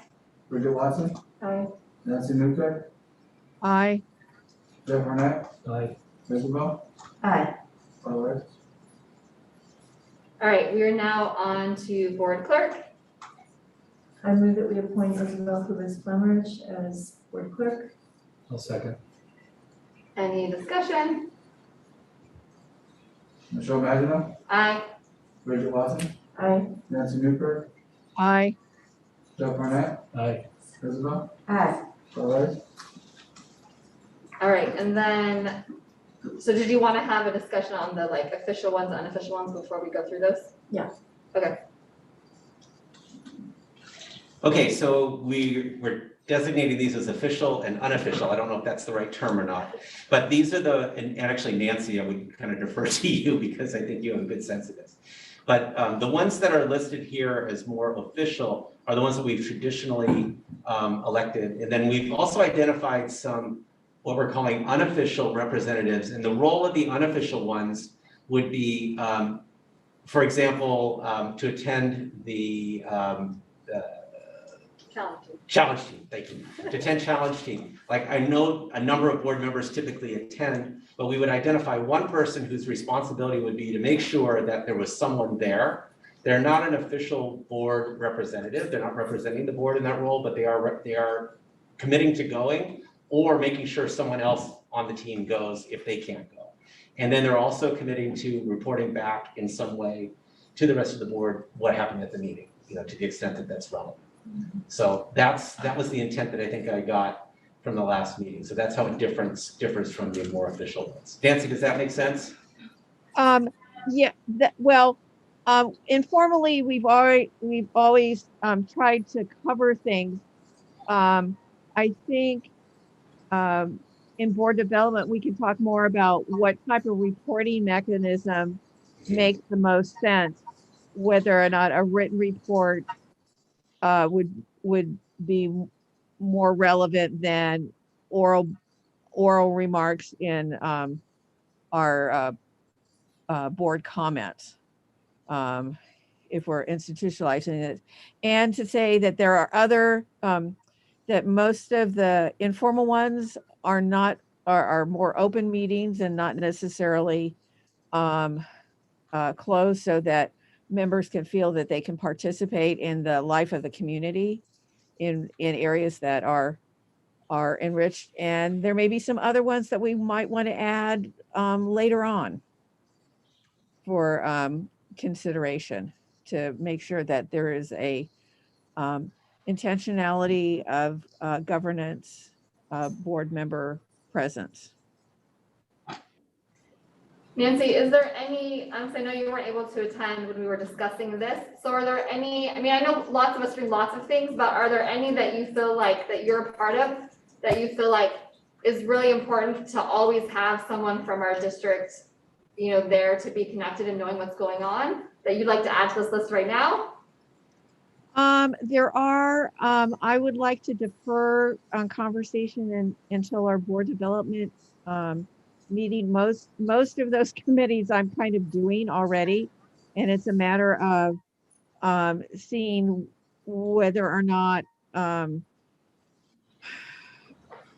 we want to split this up, because I also appreciate individuals' time, but also individuals' interest. Yeah. And so I don't want to burn people out. I don't want to diminish anybody's expression of individual thing. The one committee I was very unclear about informally was the housing unhoused The Sunnyvale Unhoused Collaborative. I had not heard of this particular group before, so I would like to know in Board Development, I would like to understand a little bit more about this particular group and the added value that a board member would have to us and to the group versus versus a staff member. Yeah, we discussed at that meeting, but we can talk about it again at another governance development. Michelle, there might be one we might want to add to the list, the CFSPTA representative. I think that may be one you want to consider. Yeah, do we want to add that one? So again, it's not an official representative, but we just want to make sure that like there is always somebody I think that's a great idea. from the district, right? Even if for some reason there's some event that all the board members can't, making sure, right? But just that there's a board member who's making sure there is representation from the district. Okay, should we add that? Is there someone who wants to take that specifically? If not, I'm happy to be. I mean, yeah, I could do that. Well, let's have Michelle do it, because you're on. Yeah, I say you've got to, I mean, we all have to go to it, right? So it's just me essentially, if I can't go, I will make sure someone else. Put a call out. Yeah, someone else can be there. Okay. So do we want to add that one? Is that good? Yes. Okay, and then are we good how it is? I had a question about DLAC being on the bottom tier rather than, because the other ones are sort of outsized agencies and DLAC is our own meeting. Yeah. Does it, so like, is it? It's not an official, you're not an official representative. Yeah, but like at the wellness committee, like, you go to the wellness committee and, But that is that different? why the wellness committee is different is because it's by statute and ed code that a board member needs to be there. Yeah. It's not structurally a part of the DLAC that a board member is a part of that committee formally or informally. That's a good. Well, so I think that's like, this list is like official, like we have to do these. And so that's why we added those other ones, because we want it to be more than just random, but it's not an official. Got it. Does that work? Totally got it. Okay. Okay, so it looks like, thank you. So Mike, the official ones we need to do as a slate roll call, and then those other ones, do we even need to vote on them, or is it just like, I don't. we're all agreeing this is what the list, our unofficial, official list. Okay. Okay, so we are on the representative to the Santa Clara County School Boards Association. I move that Bridget Watson be the person of record for us, but we've always had an alternate, and I would like to be that alternate. Is there a second? Second. Is there any discussion? Well, okay, so I think it's great. It would be really helpful because for me to be the voting member, because I'm gonna be president of that next year. So they want me to be the voting member. We haven't actually voted on that much. So it's just, everyone's always welcome to come. And I think when we do board development, I think that we ought to also have a discussion about building capacity, because I learned a lot by going to those meetings. And if maybe we could start like taking turns because everyone can always go, right? But if you're the voting member, then you're really gonna go. You feel more of an obligation. You feel an obligation to go. And so like, just as far as like building capacity in, you know, it might be good to like have that be, you know, something that's more open, like for all of these, just like our other roles, just to kind of build that capacity and knowledge. But I'm totally happy talking about that at a board development. I don't think we have to like go through it all now. Yeah. You're laying kind of Just seed, kinda- and then we'll discuss Yeah. that idea at a governance development. That sounds great. Okay, any other discussion? Okay, Jesus? Michelle Magina, Aye. Rachel Watson, Aye. Nancy Newkirk, Aye. Jeff Barnett, Aye. Isabel. Aye. All right, on to representative to the Santa Clara County Committee on School District Organization. I move that we nominate Jeff Barnett to this position. Second. All right, Isabel second. Any discussion? And just a reminder, it's not being on the committee, it is, he like votes for stuff for people to be on the committee. Sounds very specific. It was like a confusing thing a couple years ago. Okay, you already asked about discussion, I think I did, right? No discussion? Okay, Jesus? Michelle Magina, Aye. Rachel Watson, Aye. Nancy Newkirk, Aye. Jeff Barnett, Aye. Isabel. Aye. All right, on to liaison to the district's wellness committee and alternate. I move that we nominate Isabel Chavez-Clamridge to the Wellness Committee and Wellness Committee. Well, I think the And alternate part, Nancy, and there you go. Nancy Newkirk as the alternate. Is there a second? I'll second, sorry. All right, any discussion? All right, Michelle Magina, aye. Rachel Watson, Aye. Nancy Newkirk, Aye. Jeff Barnett, Aye. Isabel Duke. Aye. All right, and then the last one is liaisons to the district's facilities and finance committee. I move, oh, you have to ask for discussion? What happens? No, yep, you make the motion. Okay, I'm so confused. I know, we're doing Oh my something fast, it gets confusing. You have to learn this by January. Right. You don't have to learn it by January, I still can help even 2 years into it. Oh, that was me. Okay, I move to nominate Michelle Maginot and Isabel Chavez-Clamridge to the district's Facilities and Finance Committee. I'll second. Any discussion? Jesus? Michelle Magina, Aye. Rachel Watson, Aye. Nancy Newkirk, Aye. Jeff Barnett, Aye. Isabel Duke. Aye. Okay, we are now on to 7B, amending the 2021-2022 board calendar.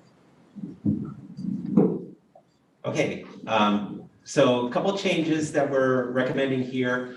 So the governance retreat, as we discussed last time, would be, I was gonna say overnight, it's not overnight. It's, would be 2 days, so it'd be Friday, May 6th, 5:30 to 8:30. And Sapita already said that she can do it, and I saw her in San Diego, and she's eager to find out, confirmation of this. So 5:30 to 8:30, and then would include dinner. And then we would come back the next day from 9 o'clock to 1 o'clock And we discussed that, the merits of that. So we had another governance development meeting scheduled for April 14th already. So the idea then would be to have the April 14th meeting be a regular meeting, not a governance development meeting. We wouldn't need to have the May 5th meeting because we have the May 5th meeting. That would mean we were meeting May 5th, May 6th, and May 7th. That's a little excessive. And so the new schedule will be April 14th, regular meeting, and then the governance development retreat, May 6th and May 7th at those times. We can discuss that if you want, if you need to, of course. And then also the other thing we discussed last time is to change the starting time of our board meetings for the balance of this year to 6 o'clock. And then Nancy and Bridget and I are going to meet next week to kind of start talking about like what the layout of that is. But the idea is that we'd have longer discussion sessions or study sessions at the beginning to give a good amount of time. Like I think we already have like an ELD one scheduled, we have an equity one scheduled. So like really get into the board priorities in those meetings. And then the times that we don't have that, possibly have our closed session at that time to go into superintendent's evaluation or any other things that are coming out. So that's the idea. Also, the 6 o'clock start would include dinner to try to take the pressure off of people getting here a little bit. So I think that was the consensus last time, but that's what this agenda item is for your discussion and potentially approval. Thank you. If there's any member of the public that wishes to speak on this item, please use the raise hand feature now.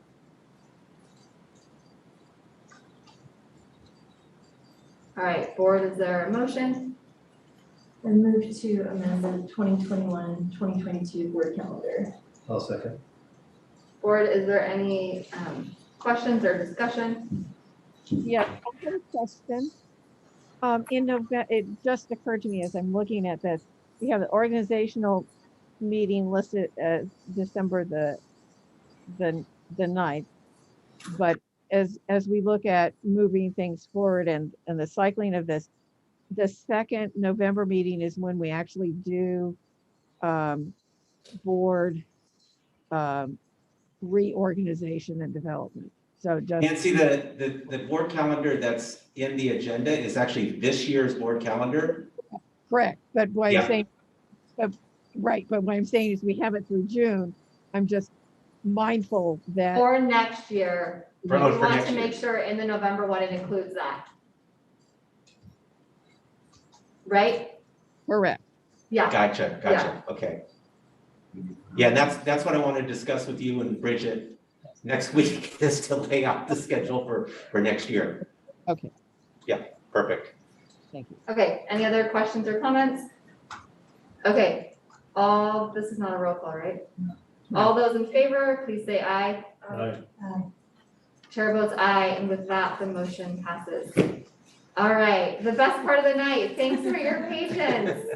We're on to our presentation by Cherry Chase. Michelle, can I just take a point of a personal privilege? I need to leave the meeting now. So I'm excusing myself. Okay. Thank Bye, you, Nancy. Okay, thank you. Bye.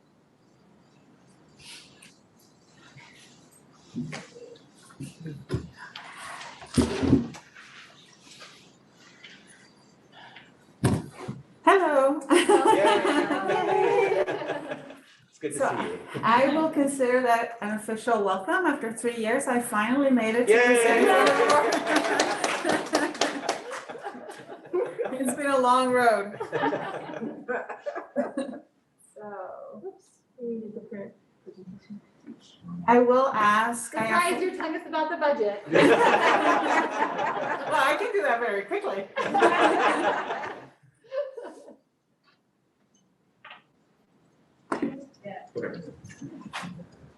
So I'm fully vaccinated. I tested negative. May I have the privilege of not wearing my mask during the presentation? If you don't mind, thank you. Okay, I struggle with the mask. So. There we go. All right. So before we begin, I want to introduce some of our fabulous staff members from Cherry Chase. I have Kristen Brett, my assistant principal, and right-hand person all day, every day. Elizabeth Carrot, she's our instructional coach. She's new to the district, and we are so glad and happy to have her. She's amazing. And we also have Denise Lango, who has been a long time Sunnyvale teacher. She's our RSP teacher at Cherry Chase, and sometimes we go to her for ideas on how to serve our MTSS students on tier 2 or tier 3, since she works with special ed students. So I'm just gonna do a point of privilege. She was my freshman in high school. She was. She's right, making me cry. You're gonna make me cry. She was his first grade teacher, and that was the year where she had some big stuff, and we connected and bonded. Okay, sorry, go ahead. No. Oh, there we go. So the Cherry Chase mission is to, it's developing long-time learners by providing an exemplary education in welcoming, joy-filled community where each person feels safe, valued, and prepared to contribute to an ever-changing world. And we commit to delivering this mission to our students every day that they're with us, and also build capacity with our staff to continue to stay true to that mission. It has been a journey for us. So it's almost been 2 years since we began our COVID journey. And in March of 2020, it was actually Friday the 13th, we embarked on a journey together that brought many emotions to the forefront. And there was some frustration, anxiety, fear, but also there was a lot of flexibility. During this time, most of us felt a little bit isolated, but we didn't, because we didn't see a straight path and we didn't see an end in sight, but the flexibility that was offered by the leadership at Sunnyvale School District and the board really made the difference for our staff to truly serve our students and also balance our family lives. So as we move forward together, we gain knowledge and new learning. We evolved as educators through a process of collaboration, coaching, support. There was a lot of gratitude along the way, and teachers supported each other by collaborating virtually. And we also learned so much about our families that we were able to move away from making perception about who our community was and truly get into action to support our students and their families access school virtually. And we were able to deploy over 400 devices to our families and 180 hotspots. So we slowly began to bring our students back. We started by supporting 2 SLGs. We supported a total of 23 at-risk students that needed additional support to access virtual learning. And the opening of our hybrid school day was a very, very happy day. There was a lot to celebrate. The energy that the students brought on campus was amazing, and it gave us hope for the future. And it just recharged every educator that walked on campus that day. We were also able to host a 5th grade promotion at the end of the school year with families, also in an in-person ceremony. Of course, the journey continues, and we continue working together to support each other. And as we say in this district, we are arriving as one, and we open on August 18th. So at Cherry Chase, we have been focusing on the restarting school with equity at the center. And there's 5 components, so the presentation is based on those 5 components. And the first one is to center relationships, and we use the staff development time to do this with our staff members by going through my name, my identity. We made ourselves vulnerable. I presented part of my story, my name, my identity, and then teachers had an opportunity to do that as well. We had a luncheon, and also over time and throughout the year, we have been providing SEL time during the workday and space at school for teachers to engage in SEL activities with other colleagues. For our students, for example, we have done expectation assemblies. We did one at the very beginning of the school year, the first week, where we brought every grade level. And we focused primarily on re-energizing every student and getting them to, and reminding them about our Charter Pride. Our Charter Pride is being safe, responsible, and respectful. And we continue to do these expectation assemblies throughout the year. We have modified them. We are going actually into classrooms. And we started with 4th and 5th grade. And now this Monday coming up, we are doing our kinder visits as well, and continue to praise our students for the great work that they're doing. We have been so proud of our students following the safety protocols. We do not have anyone with a mask exemption. Everybody's doing a terrific job. And then teachers also were encouraged to do My Name, My Identity with their students. We provided them a toolkit with all of the resources for them to do My Name, My Identity with their students. And 2nd grade provided these beautiful pictures of our students with their name tags with emojis, symbols, characters that represent them and their culture and their identity. And then we also have multiple ways in which our students can engage in leadership roles, and this also builds and nurtures relationships among students and staff members. We have student council right now up and running, and Mrs. Sproul, who's one of our combo teachers, she is the mentor for these students. And right now she's mentoring about 25 students in schools and in our student council. We also have opportunities for students to engage in play work as junior coaches. And we have 2 coaches, Coach Anna and Coach Tommy, who are mentoring approximately 30 students who are junior coaches. And then every single class signs up to facilitate Friday flag assemblies. That's a tradition that continues to happen. And then we start with 5th graders and we end the year with kindergartners, and it's just an amazing time.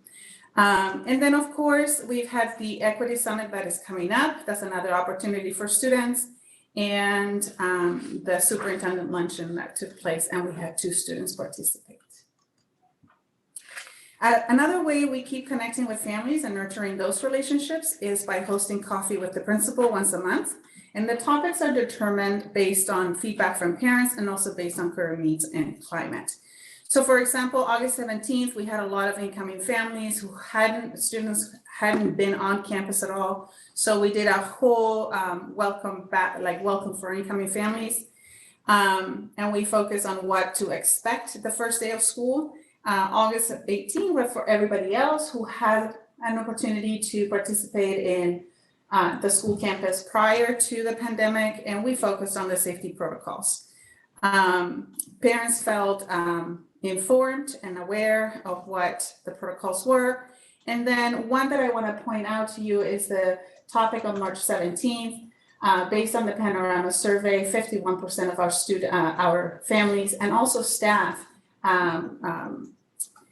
pointed out that there is a need for cultural awareness among our community at school, and to teach about cultural tolerance in and outside of the classroom. So we are creating a Brave Classroom by anti-bias, anti-racist education, facilitated by Brett Hawthorne. Communication also is at the center of what we do. Our website is updated regularly. We have all the Coffee with the Principal slideshows uploaded to our website. We also do Citizen of the Month, and those are also updated. Our school site council agendas and minutes are also available for our community to read and go through.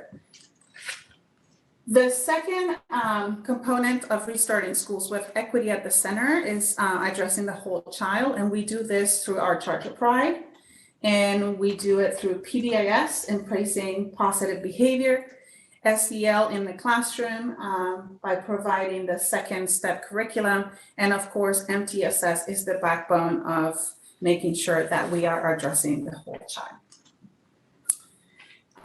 And of course, our Charter Pride is about being safe, respectful, and responsible. So we continue to encourage these character traits through Friday Flag, where we recognize students regularly for receiving a Caught Being Good slip. We have 2 students per grade level that get recognized every Friday. And then we also have Citizen of the Month, of course, once a month on the last Friday of the month. And basically it's based on the cornerstone character traits, the monthly character traits. So we continue to reinforce all of this through multiple ways. The other way that we, of course, address the whole child is through MTSS. And one of our foci for this year is to provide students with what they need when they need it. And we have a strong MTSS team. I have some of the members here with us tonight, and they each have a very specific role. And our instructional coach, Elizabeth, also prepares data folders for teachers to analyze their student data. And she's available to meet with them to discuss the data and use the data to plan targeted instruction in the classroom for the students who need that additional support, but in general to also modify instruction to meet the needs of all the students in the classroom. We also do data PLC, grade level meetings, and we do data protocols where the teachers, Elizabeth prepares the data, the student data for the teachers, and the teachers go through that data with guided questions in order to sort of reflect on that data and also address the needs of the students and continue to modify instruction. We were very proud of a fishbowl that we did with our MTSS team at a staff meeting where they simulated an MTSS meeting and what happens at those meetings with the information and the forms that the teachers provide. The teachers didn't see how everything came together. So we did a fishbowl, we simulated a meeting, what goes on in those meetings.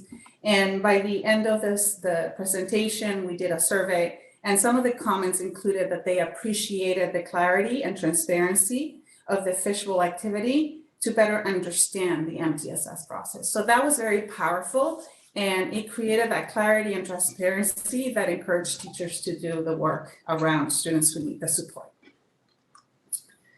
And in order to continue to support our teachers as well as our students with the MTSS process, we have created an internal system where we have internal Mtss rounds. So to systematically provide students with intervention rounds, they happen every 6 weeks or so with a week to kind of evaluate and reset for the next round to take place. And these are, this help us collect data for that progress that the students are making during that intervention round of about 6 weeks. There's an entry criteria and an exit criteria. So once those rounds are over, the MTSS meets, they review the data that was submitted by the teachers to show progress over time for the students and then determine next steps. So on round 1, for example, we had 30 students, 6 exited.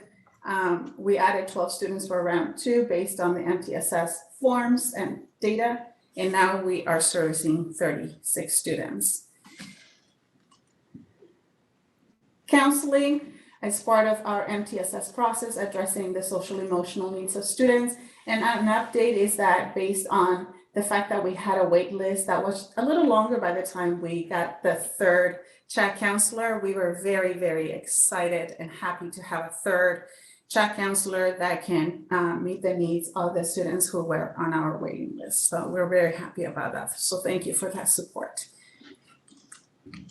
Of course, another support that we're very thankful for, and it has made a world of difference, is the TOSA, the SEO TOSA. This person really focuses on supporting the tier 1 and tier 2 students. Basically, the way that she supports the tier 1 is by supporting and monitoring the data and then providing the next steps if these students need tier 2 academic supports, and that would be in a pull-out model. Attendance also is under MTSS. We're very happy that at Cherry Chase we don't have, we're continuing to meet our attendance goals. However, when we desegregate the data, we always see students who struggle attending school regularly. We had 2 students on supervised attendance last year. We did all the work, and Kristen worked with Tasha to really provide targeted supports for these students who are in that situation. And this year, we're working with 2 more students and families to support their attending school because they are having struggles getting to school every day. So we talked about MTSS and all of that and the supports, but how does it truly impact students? So let's talk about the students, their stories. So the first student I'm going to talk to you about is a 2nd grader. She's a female student. And this student was reading at a level A in 1st grade, and she's in 2nd grade now. And she has made 2 years worth of progress in 1 year. She's at a level L. How was she able to do that? There was a lot of in-class support that you can read there, the teacher provided. But in addition to that, the student was received Tier 2 reading support with the TOSA 5 times a week. And it was targeted instruction on what she needed. And what you're seeing there is not just the reading progress she made, but also the writing. You can see how she started the year, and over time, now she's writing paragraphs. And we can definitely see her progress.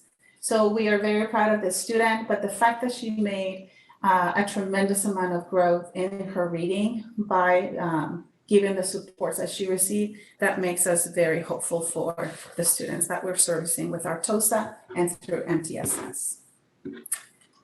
The second student brings joy to my heart. This student, we met him a while back. He's a 3rd grader now, male, English learner. And he received a lot of supports, but there was a lot of also parent outreach done for this family. And not only did we empower the student, we also empower the parent, who I can gladly say she is an active PTA member, who now is a chair for hospitality. And she's truly making that connection with school.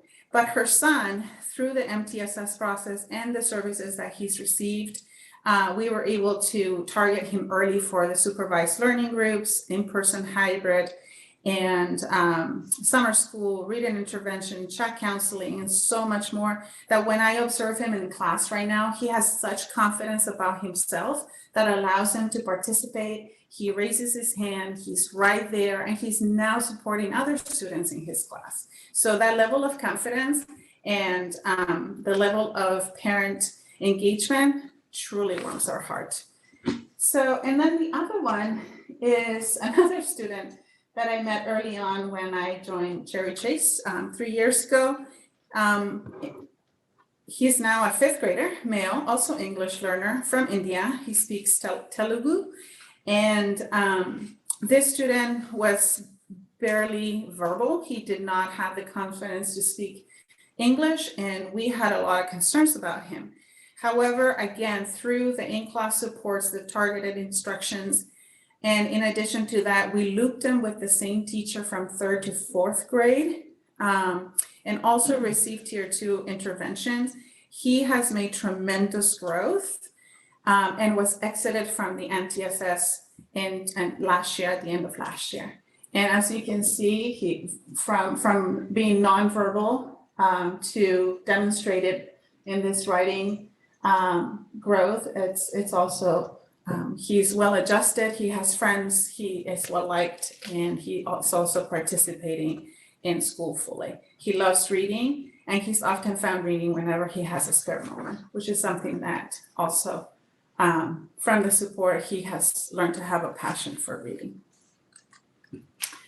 The third one is strengthening staffing and partnerships, and we continue to invest on our staff by building capacity and providing training. The training that we are very excited about this year is, there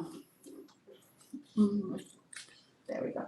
It's Brett Hawthorne, the anti-bias, anti-racist project. And the staff actually participated in a training that is called Creating a Brave Classroom, Anti-Bias Education. And we have 2 critical checkpoints coming up, January and February. But we also wanted to offer it to our parents and students as a family workshop. And right now we have one booked for February for sure. It is a little expensive, so when we went to PTA, we wanted to see if there's truly a demand, and we are actually struggling with the demand for this. So we are probably going to do one workshop for the families, but we were hoping to do a few more. But right now, it was interesting to see in the surveys that the interest for anti-bias, anti-racist interest is not necessarily quite there yet. So what happened at this training with the teachers? One of the quotes that really stood out to me from Greg Hawthorne was, if we all have a brain, we all have bias. And there was a lot that was shared during the training. And one of the things that we are moving forward with are some of the draft plans that were created. And we will talk more about those plans in the upcoming critical point meetings. Of course, we continue to provide professional development, but we want to focus on equitable instruction where all students receive what they need when they need it, and we want to continue to build capacity. So in addition to the days that we have as a district, Cherry Chase teachers also have 2 half-days for grade level collaboration. And also right now we are focusing on designated ELD. So teachers have a half-day for a guided designated ELD planning time with our instructional coach. And you all know what the role of the instructional coach is to truly support our teachers in what they do to impact student learning. The fourth component, starting schools with equity, is making teaching and learning relevant. And I'm not going to go over the data with you, but I can share with you some of our trends. Our students are strong readers and have continued to grow as they move up the grades. Students in 3rd through 5th grade are 90% proficient in the NWEA, and our ELs continue to make growth as well. We're very proud that in the last LRT, and this is fresh data, 16 out of 19 students who qualify for reclassification are being moved forward to be reclassified. So we're very excited about it. English language arts and writing continues to be a focus for us. And we continue to provide time for teachers to come together and work on writing. So that continues to be a focus. Math, the NWEA students are strong in math, especially English learners. They tend to be stronger in math than in English language arts. So we are banking on this, and we continue to make progress on mathematics as well. And what I want to share with you are some of our highlights. We have our kudos to our 2nd grade teachers. They are making classroom transformations for students to apply their knowledge and what they have learned after a unit. So for example, they have done an ice cream shop. The kids actually dress up. They buy all the materials to transform their classroom into an ice cream shop. And it was basically to understand the meaning of each coin. They were studying money to solve money word problems.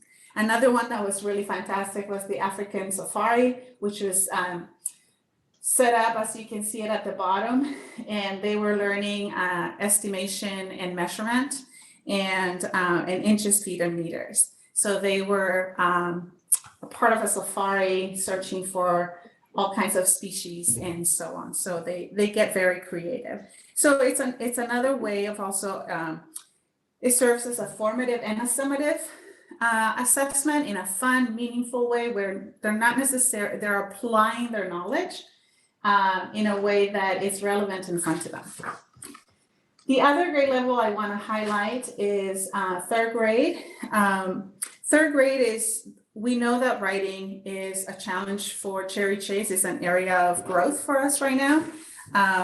But the one thing that is commendable is that all of the 3rd grade teachers have aligned their professional goals to a focus on writing. And we're using the Kelly Boswell Writers Workshop model. So you can see examples of anchor charts, mini lessons, the mentor text, and in our newsletter every month, we highlight student writing so parents can see their students' progress in writing as well. And the last component is reimagine, pie in the sky, empowering teams to reimagine and rebuild systems. So one of the areas that we want to continue to reimagine our work in is coaching, making sure that the teachers are receiving the coaching and continue to create this culture that is non-evaluative, is to build capacity, is to build collaboration. MTSS continue to highlight high quality education that is equitable access through differentiation and scaffolding that focuses on all students, especially targeted students, English learners, and students with special needs. And of course, right now we're in the process of creating a science classroom. Now that we have a spare classroom, thank you to the Sunnyvale Educational Foundation. We've been able to buy a class set of 32 legitimately very good microscopes. They're middle school, high school level that we want our students to have hands-on experience with that. And I know that you asked, pie in the sky, what other supports help? It would be wonderful to have a science teacher in our schools that we can truly provide hands-on experiences for students around the science and the math and the engineering for them. And of course, there's always a fine balance between everything we do, between our life and work, especially during the last 2 years. And again, I just want to share gratitude to the board and to the leadership here for the flexibility that you have given our staffs and our everybody that works in Sunnyvale district because of it's been challenging. So thank you for the flexibility to work from home and to do all the things that we've been able to do in the last 2 years. So I really appreciate your support. Thank you so I much. tried really hard. I rehearsed it like multiple times. If you want to stay up, I'm going to ask for a public comment, and then the board might have some questions or comments real quick. So if there's any member of the public who wishes to speak on this item, please use the raise hand feature now.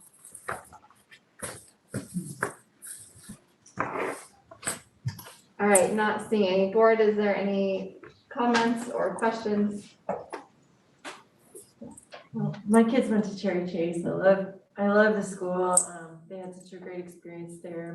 My oldest son has high functioning autism, and he was included in mainstream classroom, and he had tons of support there. And my other guy's neurotypical, but he also thrived there. We just love the environment and the positive culture, and pretty much every question that I put in my comments, like, you have answered. So I don't have any questions for you, but I just, I can't wait till there starts being more on-campus activities. I know that the parents really can't wait to get back in there and work with kids and, be on campus. But I think that you've just done a really great job of keeping that community and that sense of community. And I think it's, you can just see the excitement with everybody just being back. So I just really can't wait to go to, I'm really hoping things are great by the time it's time for open house. I just really want to go to all the schools and see everybody.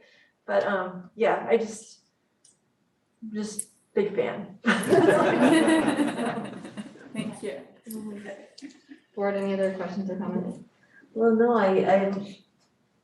I'm so sad that I missed the visit this semester. I'll definitely go because I do love the environment, and I remember the great work you were doing last year during pandemic. I went there twice, and I saw the different all the effort you made to accommodate as many kids as possible that were struggling, and it shows. And I'm looking forward to seeing new friends too. But yes, and I congratulate you for your numbers and how it shows all the energy and the love in the classrooms. Thank you. Thank you. And then I'll just add, I think all of us on the board, we love, right, like you said, like the personal stories. Like we know that, people always say the schools know the kids, we hear the numbers, but you guys know the students, and I know that's true, but I always love when we get to see it. So I know you talked about it today, but then also there were some questions in our board packet. And just hearing right, hearing the things that like, just hearing the specifics of, yes, you really know, each of the schools really do know their students and are doing what they can to meet their needs. So I just love hearing that stuff and appreciate you, the staff here, but then all of your staff who's not here. Thank you so much for all that you guys do. We appreciate it. Thank you. Thank you. Great, And you are of course welcome to stay, but we also know you have an early morning, so you're also welcome to leave. Thank you. Have a good night. Thanks.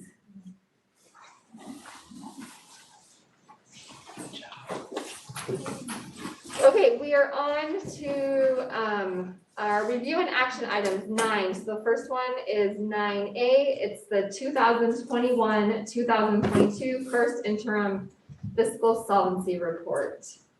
Lori. Thank you very much. My mask is making my glasses fog up, so you'll please excuse me if I take them off. Not a problem. Okie dokie, so here are our major revenue assumptions built into the first interim budget. Our property tax revenues projected to increase 4.1% over last year. That's approximately $3.4 million. Our LCF whole harmless remains flat at $2.9 million. Our education protection account is at $1.238 million. Parcel tax revenue is projected at $1.1 million. Our one-time CARES Act funding is projected now at $3.7 million. And I have it budgeted for student support, facility improvements to reduce virus transmission, educational technology, SEL learning, and learning loss supports related to the pandemic. Sorry, can't see. State special education COLA is projected at 3.1%, which is approximately $180,000. Our federal categorical revenue, which includes special education IDEAs, projected at the 2021 level. Our restricted and unrestricted lottery are projected for a total of $228 per ADA, which is a total of $1.2 million. Our RDA revenue is at $4.1 million, and that's based on the P1 estimate from the county, and our lease revenue is budgeted at 5.6. So here's a picture of our total revenue budget, which is $120.3 million. Property taxes and state aid are projected at $96.9 million, which is approximately 81%. Parcel tax and EPA are at 2.3, which is a little less than 2%. Lease revenue is at $5.7 million, which is 4.71%. CARES Act funding of 3.7 is a little over 3%. Federal revenue at 2.3, also slightly less than 2%. State revenue at $7 million, which is 5.8%, and local at 2.3, which is also less than 2%. Major expenditure assumptions. Certificated FTE is projected at 427.6, which is a 7.1% FTE increase over 21-22, or in Census revised budget, excuse me. And that's for independent study teachers. Classified FTE is 332.6, which is a 3.5 FTE increase, and that's for health assistants and paraeducators. Certificate and classified compensation changes are built into the budget. Our 21-22 surge rate is 16.92%, which is a 5% reduction over last year. PERS is at 22.91%, which is a 5% increase over last year. And then based on the 2021 health and welfare rates, United Healthcare is an increase of 6.7%, and Kaiser is an increase of 0.56. And at second interim, I will put in the 2022 health and welfare rates. And our site carryover funds are budgeted, which includes categorical and local funds. So here's a picture of our total expenditure budget, which is $114.9 million. $97.3 million of our budget is for salaries and benefits, and that's a little less than 85%. $4.4 million for books and supplies, which is 3.86%. And $13.2 million for services and other expenditures, which is a little less than 12%. And included in this category is extra support for child nutrition, state preschool, the transfer of unrestricted funds to the Special Reserve Fund for future technology upgrades, purchase of software license, and COVID-related safety equipment. So this is a year-over-year look at the ratio of revenue to expense. In 21-22, our revenue budget, as I said, is $120.3 million, which is an increase of $1.3 million over last year. Our expenditure budget is $114.9 million, which is $11.2 million higher than last year. And revenues projected to outpace expense by $5.3 million. So this is also a multi-year look at the budget. It's beginning and ending balances. Our 21-22 ending balance is projected to decrease over the revised budget.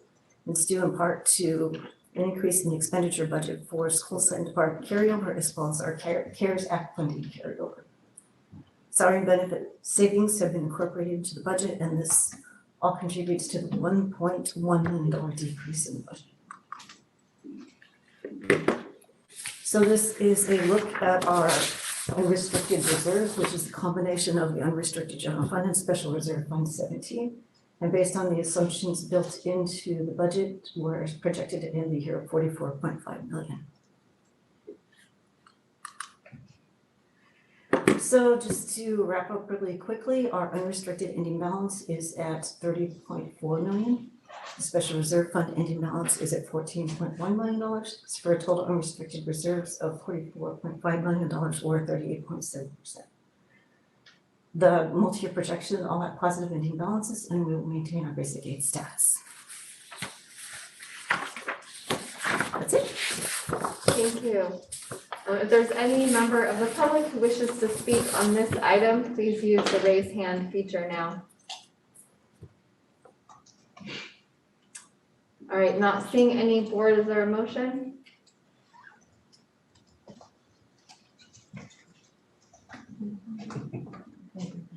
We're moving to approve? Yep. I move to approve the first interim fiscal solvency report. I second. Board, is there any questions or comments? All right, all those in favor, please say aye. Aye. Chair votes aye, and with that, the motion passes. Thank you. Thank you for all the great work that you continue to do for us. We're so grateful. Oh, it's my pleasure. Are you the next one as well? Yep. All right, we're on to you just were standing there, so I'm like, oh, I bet the next one is We try to organize it. the 2020-2021 Development Impact Fee Annual Report. So this is required by EDCO that I come to you annually and just do a quick recap of our developer fee budget. This is based on revenue that we collect from families in our community or businesses in our community renovating their properties and expanding their square footage, and a portion of that comes to the district. So last year we took in $682,000. We spent a little over $63,000, and that was for the modular classrooms that were leased that are on the Sunnyvale Middle Campus. So we ended the year last year with an ending balance of $6.8 million. Thank you. If there's any member of the public that wishes to speak on this item, please use the raise hand feature now. And not seeing any board, is there a motion? I move to approve the development impact fee annual report as presented. I second. Board, any questions or comments? Just to clarify, this is the developer fees are what we can only use for increased enrollment for expansion. Like expansion. Yeah, so it's just, board, just so you know, like all the delegates and that I talked to and everyone on the Jackson and people at CSBA, like they're really willing to like go make a run at this at the state level, because everyone in the whole state has declining enrollment. And so it's like, let us use it for facilities issues, like for things like, refurbishing buildings that have, that we're running the air conditioner all the time, or like, replacing older equipment. And so as long as it's like for the improvement of facilities, we'd like to use the money. So anyway, possibly expect to write some letters in the spring. So fingers crossed. And this is a development fee, so it's for facilities. For facilities, not for teachers or anything, but for facilities. We may have to build TK classrooms this year, so it might come from here, so. Yeah, Brant and I have actually discussed that. Huh? Brant and I have already discussed that, possibly utilizing some of these funds for additional TK classrooms. Okay, any other questions or comments? All right, all those in favor, please say aye. Chair votes aye, and with that, the motion passes. And I think we get you one more. All right, C is approval to establish, right, yes. Approval to establish a new building fund resolution number R22-09. So we recently did our first issuance of Measure GG. It was $30 million issuance. And so what this resolution does is establish a fund at the county treasury to designated for those funds. If there is any member of the public who wishes to speak on this item, please use the raise hand feature now. Not seeing any board, is there a motion? I move to approve resolution number R2209 to establish a new building fund to track the general obligation bond measure GT. I second. Board, any questions or comments? All those in favor, please say aye. Aye. Chair votes aye, and with that, the motion passes. Thank you very much. Thank you, Lori. All right, we are on to a 9D, approval of resolution R22-11 in the matter in support of establishing a county health clinic in the northern portion of Santa Clara County. Dr. Gallagher. I'll start, and then I think Bridget might want to jump in. So really, this is a resolution in favor of developing a health clinic in support of under-resourced families in the 5th supervisorial district, which is the district that we're in. I think Supervisor Simidian, it's his effort to do that. It's really, it's just so aligned with the way we look at equity in our school district. I'm sure North County may have overall more resources, but there are families that don't. So that's what this would address. Now, if you want to add anything. Yeah, just to add on, so there's 24,000 members members of the county health system in this District 5, but there's none of the county's 3 hospitals or 13 primary care facilities, health centers, are located in District 5. And so for these families who are like below the poverty, at the poverty line, many of them take public transportation to get to healthcare, or they're working multiple jobs. And so just having something that isn't even in their area is really challenging for them. And so the County Board of Supervisors is going to vote on it this week. So if we pass this resolution, we're going to have to, forward it over like this, they'd like it this week to just show support. And I talked to trustees from Mountain View, Los Altos, Palo Alto, and everybody's passing these resolutions because we're all trying to serve these families. So if we can sign on and support, I think it'd be a great thing, and we can get it over to their office, and it will just make his case stronger that really his whole district's behind him on this. So we'll send it over in the morning. That'd be great. Yeah. Fingers crossed. All right, thank you. If there's any member of the public who wishes to speak on this item, please use the raise hand feature now. I'm not seeing any board. Is there a motion? I move it, go ahead.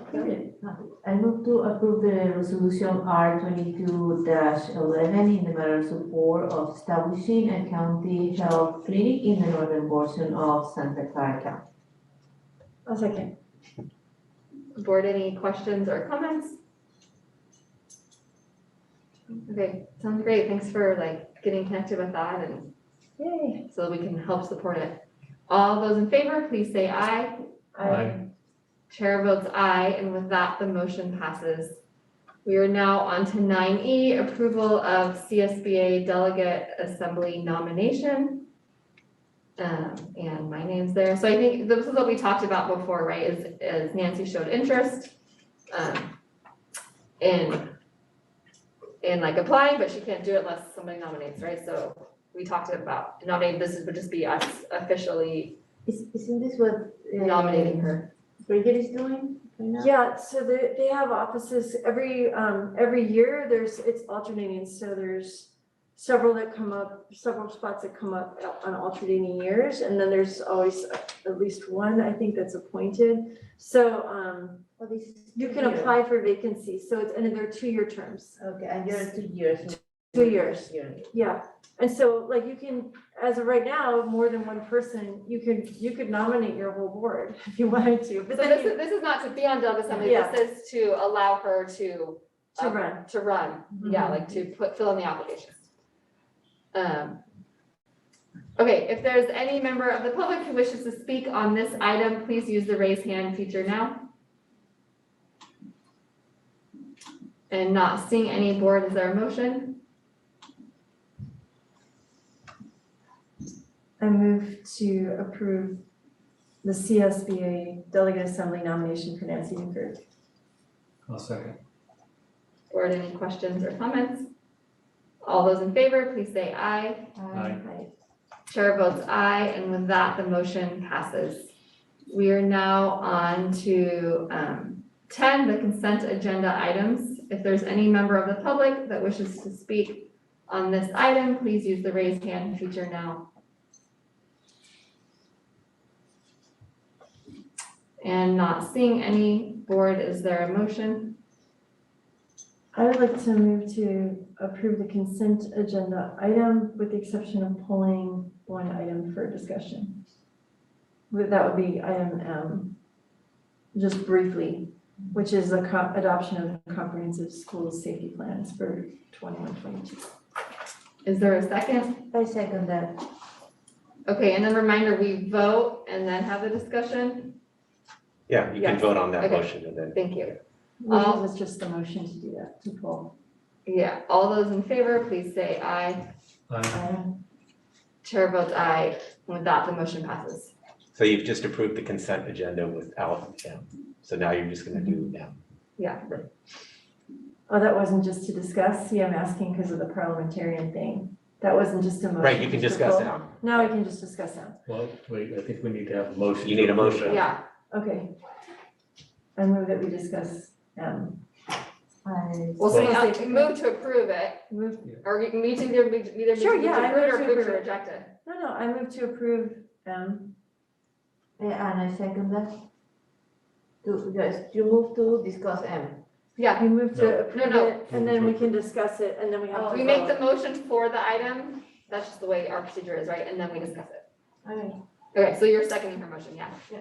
Okay, Okay, so the school safety plans, obviously a ton of work has been done in them, and it was like really great to read them. Like I think they're very thorough and carefully written. The part that just like one thing that I noticed was that it was a little confusing for me, and maybe like for a member of the public, I could just imagine who wanted to look for it. Oh, first of all, somebody emailed me or messaged me, but I don't know in what system. It might have been on a weird thread. I really tried to find out who did. So if someone's watching out there, this is the place. We really are still running, what do you call it? Not fire drills. Her student goes to SMS and said, why are we always doing fire drills and we're not doing any code blue drills? Yeah. They're in here. They're all scheduled at every school. So, but so that was a concern. But I think that, you know, what's kind of confusing, just as a person not writing the report, is the idea about current year incidences, like current year reporting. And some schools, for example, would say like they talk about previous years, what happened with tardies and what happened with disciplinary referrals. And then they would get to the current year and it would be 0, right? But then if you read the report in the writing, it says, well, we have a goal and our goal is to get office referrals down from 6 a day to 2 a day. And so you know, if you look at that, it doesn't really jive with like what there is in the table, I guess. And so then it was confusing, and then I was looking at, like, for example, Cherry Chase was saying they had like over 500 referrals, and in their description, they said, you know, please excuse this high number, it seems high, but we told them to report everything as a referral. And then other people were lower, so it just wasn't clear that it was completely apples to apples, and I think that's the same thing that happened with the plans for student success, you know, kind of thing. It just might just take like one person, at least one time, going through and making sure it matches up. But then again, like I would have thought that like this year, all the zeros in that last column was just a reporting measure, like you don't report on it till the end of the year, but then I saw it in the goals. So it was just kind of confusing for me, like trying to read the document. But it's like clearly a ton of thought and work has gone into it, you know? I don't know. That was just my feedback on it. Clarification on that, would I? Sure, Okay. yeah. So, and it's maybe we. I think it's on. So the way we designed the safety plans, which I agree adds a bit of confusion. I'll start with, they're supposed to be done in March, but we moved to do them in December about maybe 3 years ago. And the rationale for doing that was that if you do a plan for March and it's for the year you're in, you're writing a plan for safety that you've already finished almost. So we at least moved it up because we wanted the plan to be reflective of the year that we're in and that we're actually talking about. So that's part of it. The other part of it is we try to give a view of how certain particular areas that we're required to report on has gone for the past 3 years. So we don't report on the current year because it would kind of not be really the whole year. It would be up until December. So we've always gone 1 year back for the charts at the top, and the contents are reflective of where we are at this space and time about what's happening on the campuses. Because the plan that we're describing and writing about is the plan for right now and as we move to the future. So it is confusing, but that's also how the code is kind of written a little bit. And so maybe we talk about adding the current year data on the table, but say up to December 2000, where we are 21. So maybe we add the current year title, but just say it's through December 2021. Exactly. And I think that'll kind of help with the confusion that's down below. And then the other piece that is definitely adds some confusion even for us trying to make sense of this is 2019-20 data, which we're kind of are in processing it a little bit is in gray up to March. It's kind of how we're processing. And so we're processing it as half year and trying to do apples to apples from that standpoint. So we definitely agree with you, the confusion. And what I understood was that the lockdown drills are, you need to look, I mean, we coordinate with the safety, Sunnyvale safety, so they need to come and help us do that. So it also happens with fire drills. Every time we do a fire drill, the firefighters come to school or not? Not always, but we always inform when we're having a drill so that they know it's a drill. One question, I know, I'm pretty sure that this is mandated somewhere that is once a month. I saw it in the school plans. And I was just thinking like, how hard is this for our population with different with some neurodiversity? To do this every month, very loud fire drills for kids with autism or other issues that might freak out a little, like, so we need again 10 times in the year.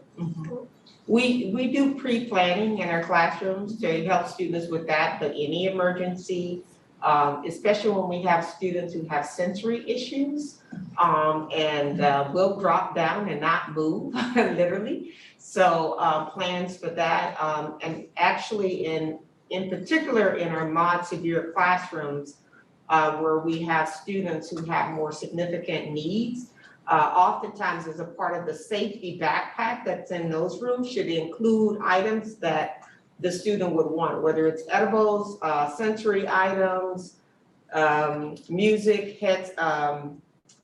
sound canceling headsets. So for those classrooms, that should be in their emergency backpacks in the classroom for those particular students who have those more unique needs. But my other idea was, it would be great to see, we're not responsible for the legislation around gun safety. I mean, Congress is gonna have to, decide on common sense gun reform, but we are responsible for, our kids in our schools. So it would be great, I personally think that in the future, it would be great to have some sort of I know I saw in the District Digest, there was an article about gun safety at home and keeping your ammunition and your guns in separate places. And I know that at one challenge team, maybe it was last year, maybe it's been a kind of a blur, but they talked about doing, handing out gun locks and safety, being able to do safety trainings. I don't know if it's possible for us to do something for, when we do think about family trainings, to have just a discussion about gun safety with the adults. I think that would be as part of our safety plan. Because I know we train the kids and we train the teachers, and it's very I think parents, I know you can't tell them everything, but I think it is very stressful for them thinking about their kids are reporting hiding under desks and, going through this drill and imagining someone's coming for them, and it's stressful. So I know teachers are wonderful, they do a great job, but I was just thinking that as long as this is something that is out there and that we have to deal with, maybe we could do something that's just my thought. We could do something for the community. Okay, thank you. We'll make a note of that. And then just going back to referrals real quickly, I think another piece, I love what you had suggested, but I think another piece, which I know we've been working on it, and I think COVID threw it off, but there's a new referral reporting system, right? That's kind of new in the last few years, and maybe not everyone is using that, so that could be part of the stuff too. If everyone gets on the same page with that would help with it as well, I think. Absolutely. Yeah. Absolutely. Okay, any other questions, comments? All right, all those in favor, please say aye. Aye. Chair votes aye, and with that, the motion passes. Thank you, Tasha, and all the schools for all the work that went into that. Thank you. Yes, and I'd like to also acknowledge that Brent's been working with me and will be taking over leadership of this. We'll still be working together, but he'll be taking over leadership of this. So I just wanted to share. And he's been also going through additional training and has some really new ideas that he'll be bringing, so. That's great. Well, thank you as well to you, Brent. Appreciate it. Okay, we are on to 11 public comments on closed session items. So if there's any member of the public who wishes to speak on our closed session items, please use the raise hand feature now. All right, not seeing any, we will convene to closed session, and then after that, we will report back out and adjourn our meeting. So for those who don't stay with us virtually and in person, thank you for being with us tonight. And have a wonderful holiday season and a restful break. And we will see you in January. You want me to go now or later? Now. Now? Yeah. Okay, okay. You're not going anywhere.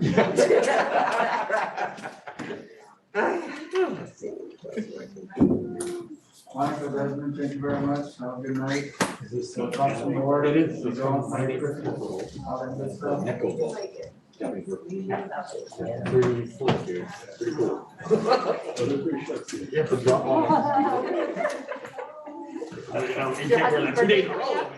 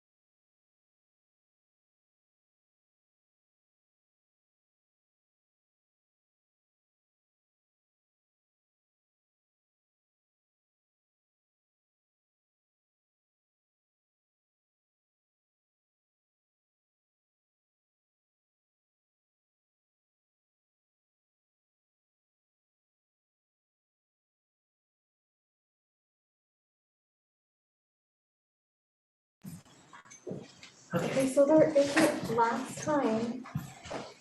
I'm pretty sure last time there was an actual item. I thought we did have one on this. Yes, right here. Consideration of expulsion. No, that's during the closed session.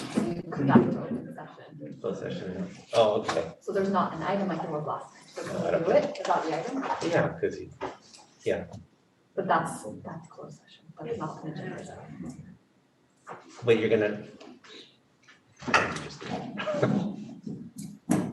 I go past it? No, we don't know.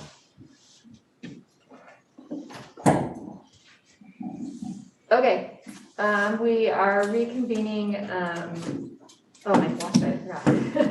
We're reconvening, in open session at 9:43.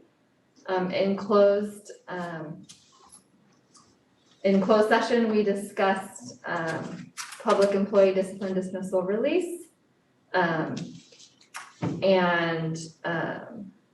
Related to that, the board authorized approval of a separation agreement with a certificated employee.